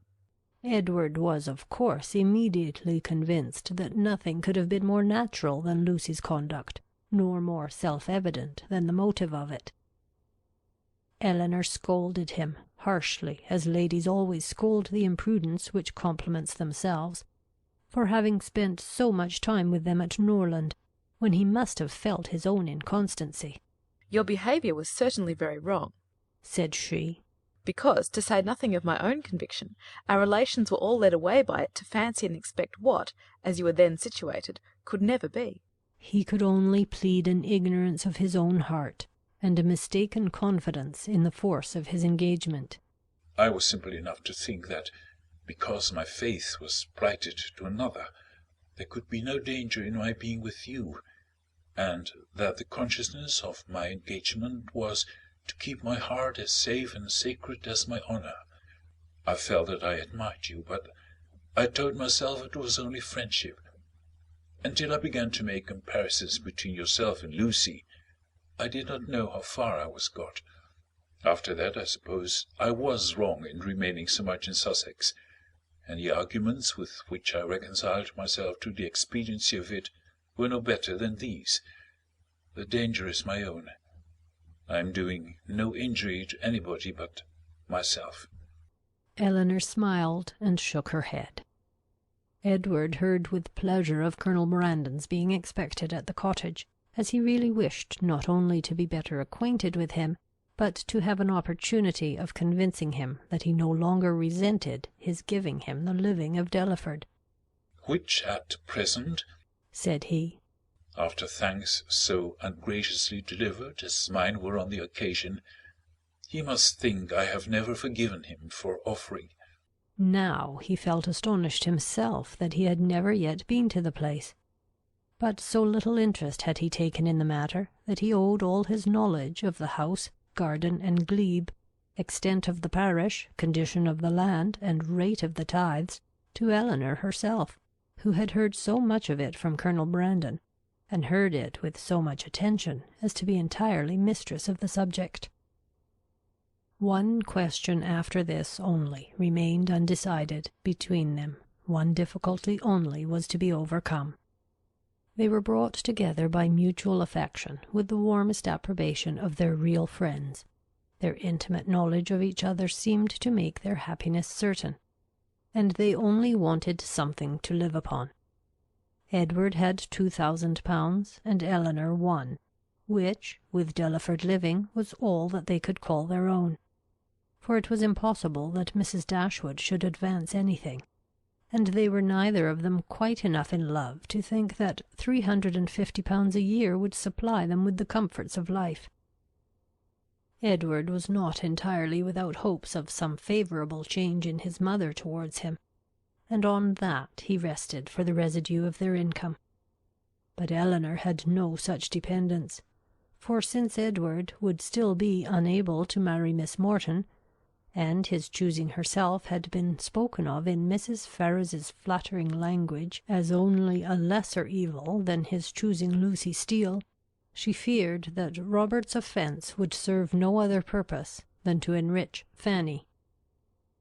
About 4 days after Edward's arrival, Colonel Brandon appeared, to complete Mrs. Dashwood's satisfaction, and to give her the dignity of having, for the first time since her living at Barton, more company with her than her house would hold. Edward was allowed to retain the privilege of first comer, and Colonel Brandon therefore walked every night to his old quarters at the park, from whence he usually returned in the morning, early enough to interrupt the lovers' first tete-a-tete before breakfast. A 3 weeks' residence at Delaford, where, in his evening hours at least, he had little to do but to calculate the disproportion between 36 and 17, brought him to Barton in a temper of mind which needed all the improvement in Marianne's looks, all the kindness of her welcome, and all the encouragement of her mother's language, to make it cheerful. Among such friends, however, and such flattery, he did revive. No rumour of Lucy's marriage had yet reached him. He knew nothing of what had passed, and the first hours of his visit were consequently spent in hearing and in wondering. Everything was explained to him by Mrs. Dashwood, and he found fresh reason to rejoice in what he had done for Mr. Ferrars, since eventually it promoted the interest of Elinor. It would be needless to say that the gentlemen advanced in the good opinion of each other, as they advanced in each other's acquaintance, for it could not be otherwise. Their resemblance in good principles and good sense, in disposition and manner of thinking, would probably have been sufficient to unite them in friendship, without any other attraction. But their being in love with 2 sisters, and 2 sisters fond of each other, made that mutual regard inevitable and immediate, which might otherwise have waited the effect of time and judgment. The letters from town, which a few days before would have made every nerve in Elinor's body thrill with transport, now arrived to be read with less emotion than mirth. Mrs. Jennings wrote to tell the wonderful tale, to vent her honest indignation against the jilting girl, and pour forth her compassion towards poor Mr. Edward, who, she was sure, had quite doted upon the worthless hussy, and was now, by all accounts, almost broken-hearted at Oxford. I do think, she continued, nothing was ever carried on so sly, for it was but 2 days before Lucy called and sat a couple of hours with me. Not a soul suspected anything of the matter, not even Nancy, who, poor soul, came crying to me the day after in a great fright for fear of Mrs. Ferrars, as well as not knowing how to get to Plymouth. For Lucy, it seems, borrowed all her money before she went off to be married, on purpose, we suppose, to make a show with, and poor Nancy had not 7 shillings in the world. So I was very glad to give her 5 guineas to take her down to Exeter, where she thinks of staying 3 or 4 weeks with Mrs. Burgess, in hopes, as I tell her, to fall in with the doctor again. And I must say that Lucy's crossness not to take them along with them in the chaise is worse than all. Poor Mr. Edward, I cannot get him out of my head, but you must send for him to Barton, and Miss Marianne must try to comfort him. Mr. Dashwood's strains were more solemn. Mrs. Ferrars was the most unfortunate of women. Poor Fanny had suffered agonies of sensibility, and he considered the existence of each, under such a blow, with grateful wonder. Robert's offence was unpardonable, but Lucy's was infinitely worse. Neither of them were ever again to be mentioned to Mrs. Ferrars, and even if she might hereafter be induced to forgive her son, his wife should never be acknowledged as her daughter, nor be permitted to appear in her presence. The secrecy with which everything had been carried on between them was rationally treated as enormously heightening the crime, because, had any suspicion of it occurred to the others, proper measures would have been taken to prevent the marriage, and he called on Elinor to join with him in regretting that Lucy's engagement with Edward had not rather been fulfilled than that she should thus be the means of spreading misery farther in the family. He thus continued: Mrs. Ferrars has never yet mentioned Edward's name, which does not surprise us. But, to our great astonishment, not a line has been received from him on the occasion. Perhaps, however, he is kept silent by his fear of offending, and I shall, therefore, give him a hint, by a line to Oxford, that his sister and I both think a letter of proper submission from him, addressed perhaps to Fanny, and by her shown to her mother, might not be taken amiss, for we all know the tenderness of Mrs. Ferrars' heart, and that she wishes for nothing so much as to be on good terms with her children. This paragraph was of some importance to the prospects and conduct of Edward. It determined him to attempt a reconciliation, though not exactly in the manner pointed out by their brother and sister. A letter of proper submission, repeated he. Would they have me beg my mother's pardon for Robert's ingratitude to her and breach of honour to me? I can make no submission. I am grown neither humble nor penitent by what has passed. I am grown very happy, but that would not interest. I know of no submission that is proper for me to make. You may certainly ask to be forgiven, said Elinor, because you have offended, and I think you might now venture so far as to profess some concern for having ever formed the engagement which drew on you your mother's anger. He agreed that he might. And when she has forgiven you, perhaps a little humility may be convenient, while acknowledging a second engagement almost as imprudent in her eyes as the first. He had nothing to urge against it, but still resisted the idea of a letter of proper submission, and therefore, to make it easier to him, as he declared a much greater willingness to make mean concessions by word of mouth than on paper, it was resolved that, instead of writing to Fanny, he should go to London, and personally entreat her good offices in his favour. And if they really do interest themselves, said Marianne, in her new character of candour, in bringing about a reconciliation, I shall think that even John and Fanny are not entirely without merit. After a visit on Colonel Brandon's side of only 3 or 4 days, the two gentlemen quitted Barton together. They were to go immediately to Delaford, that Edward might have some personal knowledge of his future home, and assist his patron and friend in deciding on what improvements were needed to it. And from thence, after staying there a couple of nights, he was to proceed on his journey to town. After a proper resistance on the part of Mrs. Ferrars, just so violent and so steady as to preserve her from that reproach which she always seemed fearful of incurring, the reproach of being too amiable, Edward was admitted to her presence, and pronounced to be again her son. Her family had of late been exceedingly fluctuating. For many years of her life she had had 2 sons, but the crime and annihilation of Edward a few weeks ago had robbed her of one. The similar annihilation of Robert had left her for a fortnight without any, and now, by the resuscitation of Edward, she had one again. In spite of his being allowed once more to live, however, he did not feel the continuance of his existence secure, till he had revealed his present engagement, for the publication of that circumstance, he feared, might give a sudden turn to his constitution, and carry him off as rapidly as before. With apprehensive caution, therefore, it was revealed, and he was listened to with unexpected calmness. Mrs. Ferrars at first reasonably endeavoured to dissuade him from marrying Miss Dashwood by every argument in her power, told him that in Miss Morton he would have a woman of higher rank and larger fortune, and enforced the assertion by observing that Miss Morton was the daughter of a nobleman with 30,000 pounds, while Miss Dashwood was only the daughter of a private gentleman with no more than 3. But when she found that, though perfectly admitting the truth of her representation, he was by no means inclined to be guided by it, she judged it wisest, from the experience of the past, to submit. And therefore, after such an ungracious delay as she owed to her own dignity, and as served to prevent every suspicion of goodwill, she issued her decree of consent to the marriage of Edward and Elinor.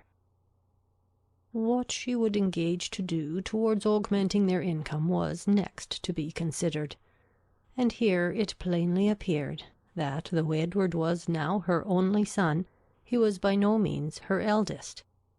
For while Robert was inevitably endowed with 1,000 pounds a year, not the smallest objection was made against Edward's taking orders for the sake of 250 at the utmost. Nor was anything promised either for the present or in future, beyond the 10,000 pounds which had been given with Fanny.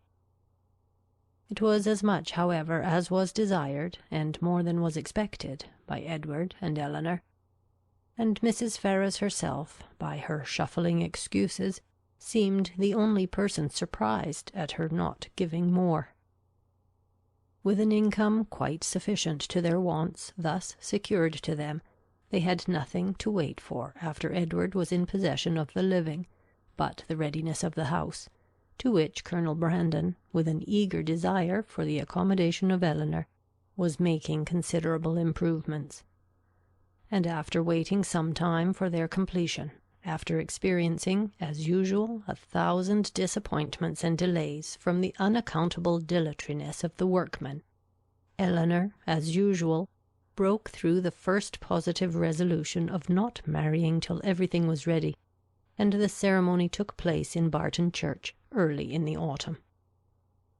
The first month after their marriage was spent with their friend at the mansion house, from whence they could superintend the progress of the parsonage, and direct everything as they liked on the spot, could choose papers, project shrubberies, and invent a sweep. Mrs. Jennings's prophecies, though rather jumbled together, were chiefly fulfilled, for she was able to visit Edward and his wife in their parsonage by Michaelmas, and she found in Elinor and her husband, as she really believed, one of the happiest couples in the world. They had in fact nothing to wish for but the marriage of Colonel Brandon and Marianne, and rather better pasturage for their cows. They were visited on their first settling by almost all their relations and friends. Mrs. Ferrars came to inspect the happiness which she was almost ashamed of having authorized, and even the Dashwoods were at the expense of a journey from Sussex to do them honour. "I will not say that I am disappointed, my dear sister," said John, as they were walking together one morning before the gates of Delaford House. "That would be saying too much. For certainly you have been one of the most fortunate young women in the world as it is. But I confess it would give me great pleasure to call Colonel Brandon brother.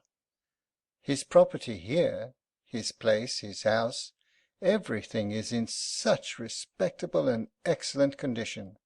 And his woods! I have not seen such timber anywhere in Dorsetshire as there is now standing in Delaford Hanger. And though, perhaps, Marianne may not seem exactly the person to attract him, yet I think it would altogether be advisable for you to have them now frequently staying with you. For as Colonel Brandon seems a great deal at home, nobody can tell what may happen. For when people are much thrown together, and see little of anybody else, and it will always be in your power to set her off to advantage, and so forth. In short, you may as well give her a chance. You understand me?" But though Mrs. Ferrars did come to see them, and always treated them with the make-believe of decent affection, they were never insulted by her real favour and preference. That was due to the folly of Robert and the cunning of his wife, and it was earned by them before many months had passed away. The selfish sagacity of the latter, which had at first drawn Robert into the scrape, was the principal instrument of his deliverance from it. For her respectful humility, assiduous attentions, and endless flatteries, as soon as the smallest opening was given for their exercise, reconciled Mrs. Ferrars to his choice, and re-established him completely in her favour. The whole of Lucy's behaviour in the affair, and the prosperity which crowned it, therefore, may be held forth as a most encouraging instance of what an earnest, an unceasing attention to self-interest, however its progress may be apparently obstructed, will do in securing every advantage of fortune, with no other sacrifice than that of time and conscience. When Robert first sought her acquaintance, and privately visited her in Bartlett's Buildings, it was only with the view imputed to him by his brother. He merely meant to persuade her to give up the engagement, and as there could be nothing to overcome but the affection of both, he naturally expected that 1 or 2 interviews would settle the matter. In that point, however, and that only, he erred, for though Lucy soon gave him hopes that his eloquence would convince her in time, another visit, another conversation, was always wanted to produce this conviction. Some doubts always lingered in her mind when they parted, which could only be removed by another half-hour's discourse with himself. His attendance was by this means secured, and the rest followed in course. Instead of talking of Edward, they came gradually to talk only of Robert, a subject on which he had always more to say than on any other, and in which she soon betrayed an interest even equal to his own. And in short, it became speedily evident to both that he had entirely supplanted his brother. He was proud of his conquest, proud of tricking Edward, and very proud of marrying privately without his mother's consent. What immediately followed is known. They passed some months in great happiness at Dawlish, for she had many relations and old acquaintances to cut, and he drew several plans for magnificent cottages, and from thence, returning to town, procured the forgiveness of Mrs. Ferrars by the simple expedient of asking it, which, at Lucy's instigation, was adopted. The forgiveness, at first, indeed, as was reasonable, comprehended only Robert, and Lucy, who had owed his mother no duty, and therefore could have transgressed none, still remained some weeks longer unpardoned. But perseverance in humility of conduct, and messages in self-condemnation for Robert's offence, and gratitude for the unkindness she was treated with, procured her in time the haughty notice which overcame her by its graciousness, and led soon afterwards, by rapid degrees, to the highest state of affection and influence. Lucy became as necessary to Mrs. Ferrars as either Robert or Fanny, and while Edward was never cordially forgiven for having once intended to marry her, and Elinor, though superior to her in fortune and birth, was spoken of as an intruder, she was in everything considered, and always openly acknowledged to be a favourite child. They settled in town, received very liberal assistance from Mrs. Ferrars, were on the best terms imaginable with the Dashwoods, and setting aside the jealousies and ill will continually subsisting between Fanny and Lucy, in which their husbands of course took a part, as well as the frequent domestic disagreements between Robert and Lucy themselves, nothing could exceed the harmony in which they all lived together. What Edward had done to forfeit the right of eldest son might have puzzled many people to find out, and what Robert had done to succeed to it might have puzzled them still more. It was an arrangement, however, justified in its effects, if not in its cause, for nothing ever appeared in Robert's style of living or of talking to give a suspicion of his regretting the extent of his income, as either leaving his brother too little or bringing himself too much. And if Edward might be judged from the ready discharge of his duties in every particular, from an increasing attachment to his wife and his home, and from the regular cheerfulness of his spirits, he might be supposed no less contented with his lot, no less free from every wish of an exchange. Elinor's marriage divided her as little from her family as could well be contrived, without rendering the cottage at Barton entirely useless, for her mother and sisters spent much more than half their time with her. Mrs. Dashwood was acting on motives of policy as well as pleasure in the frequency of her visits at Delaford, for her wish of bringing Marianne and Colonel Brandon together was hardly less earnest, though rather more liberal than what John had expressed. It was now her darling object. Precious as was the company of her daughter to her, she desired nothing so much as to give up its constant enjoyment to her valued friend, and to see Marianne settled at the mansion house was equally the wish of Edward and Elinor. They each felt his sorrows and their own obligations, and Marianne, by general consent, was to be the reward of all. With such a confederacy against her, with a knowledge so intimate of his goodness, with a conviction of his fond attachment to herself, which at last, though long after it was observable to everybody else, burst on her, what could she do? Marianne Dashwood was born to an extraordinary fate. She was born to discover the falsehood of her own opinions, and to counteract, by her conduct, her most favourite maxims. She was born to overcome an affection formed so late in life as at 17, and with no sentiment superior to strong esteem and lively friendship, voluntarily to give her hand to another, and that other, a man who had suffered no less than herself under the event of a former attachment, whom, 2 years before, she had considered too old to be married, and who still sought the constitutional safeguard of a flannel waistcoat. But so it was.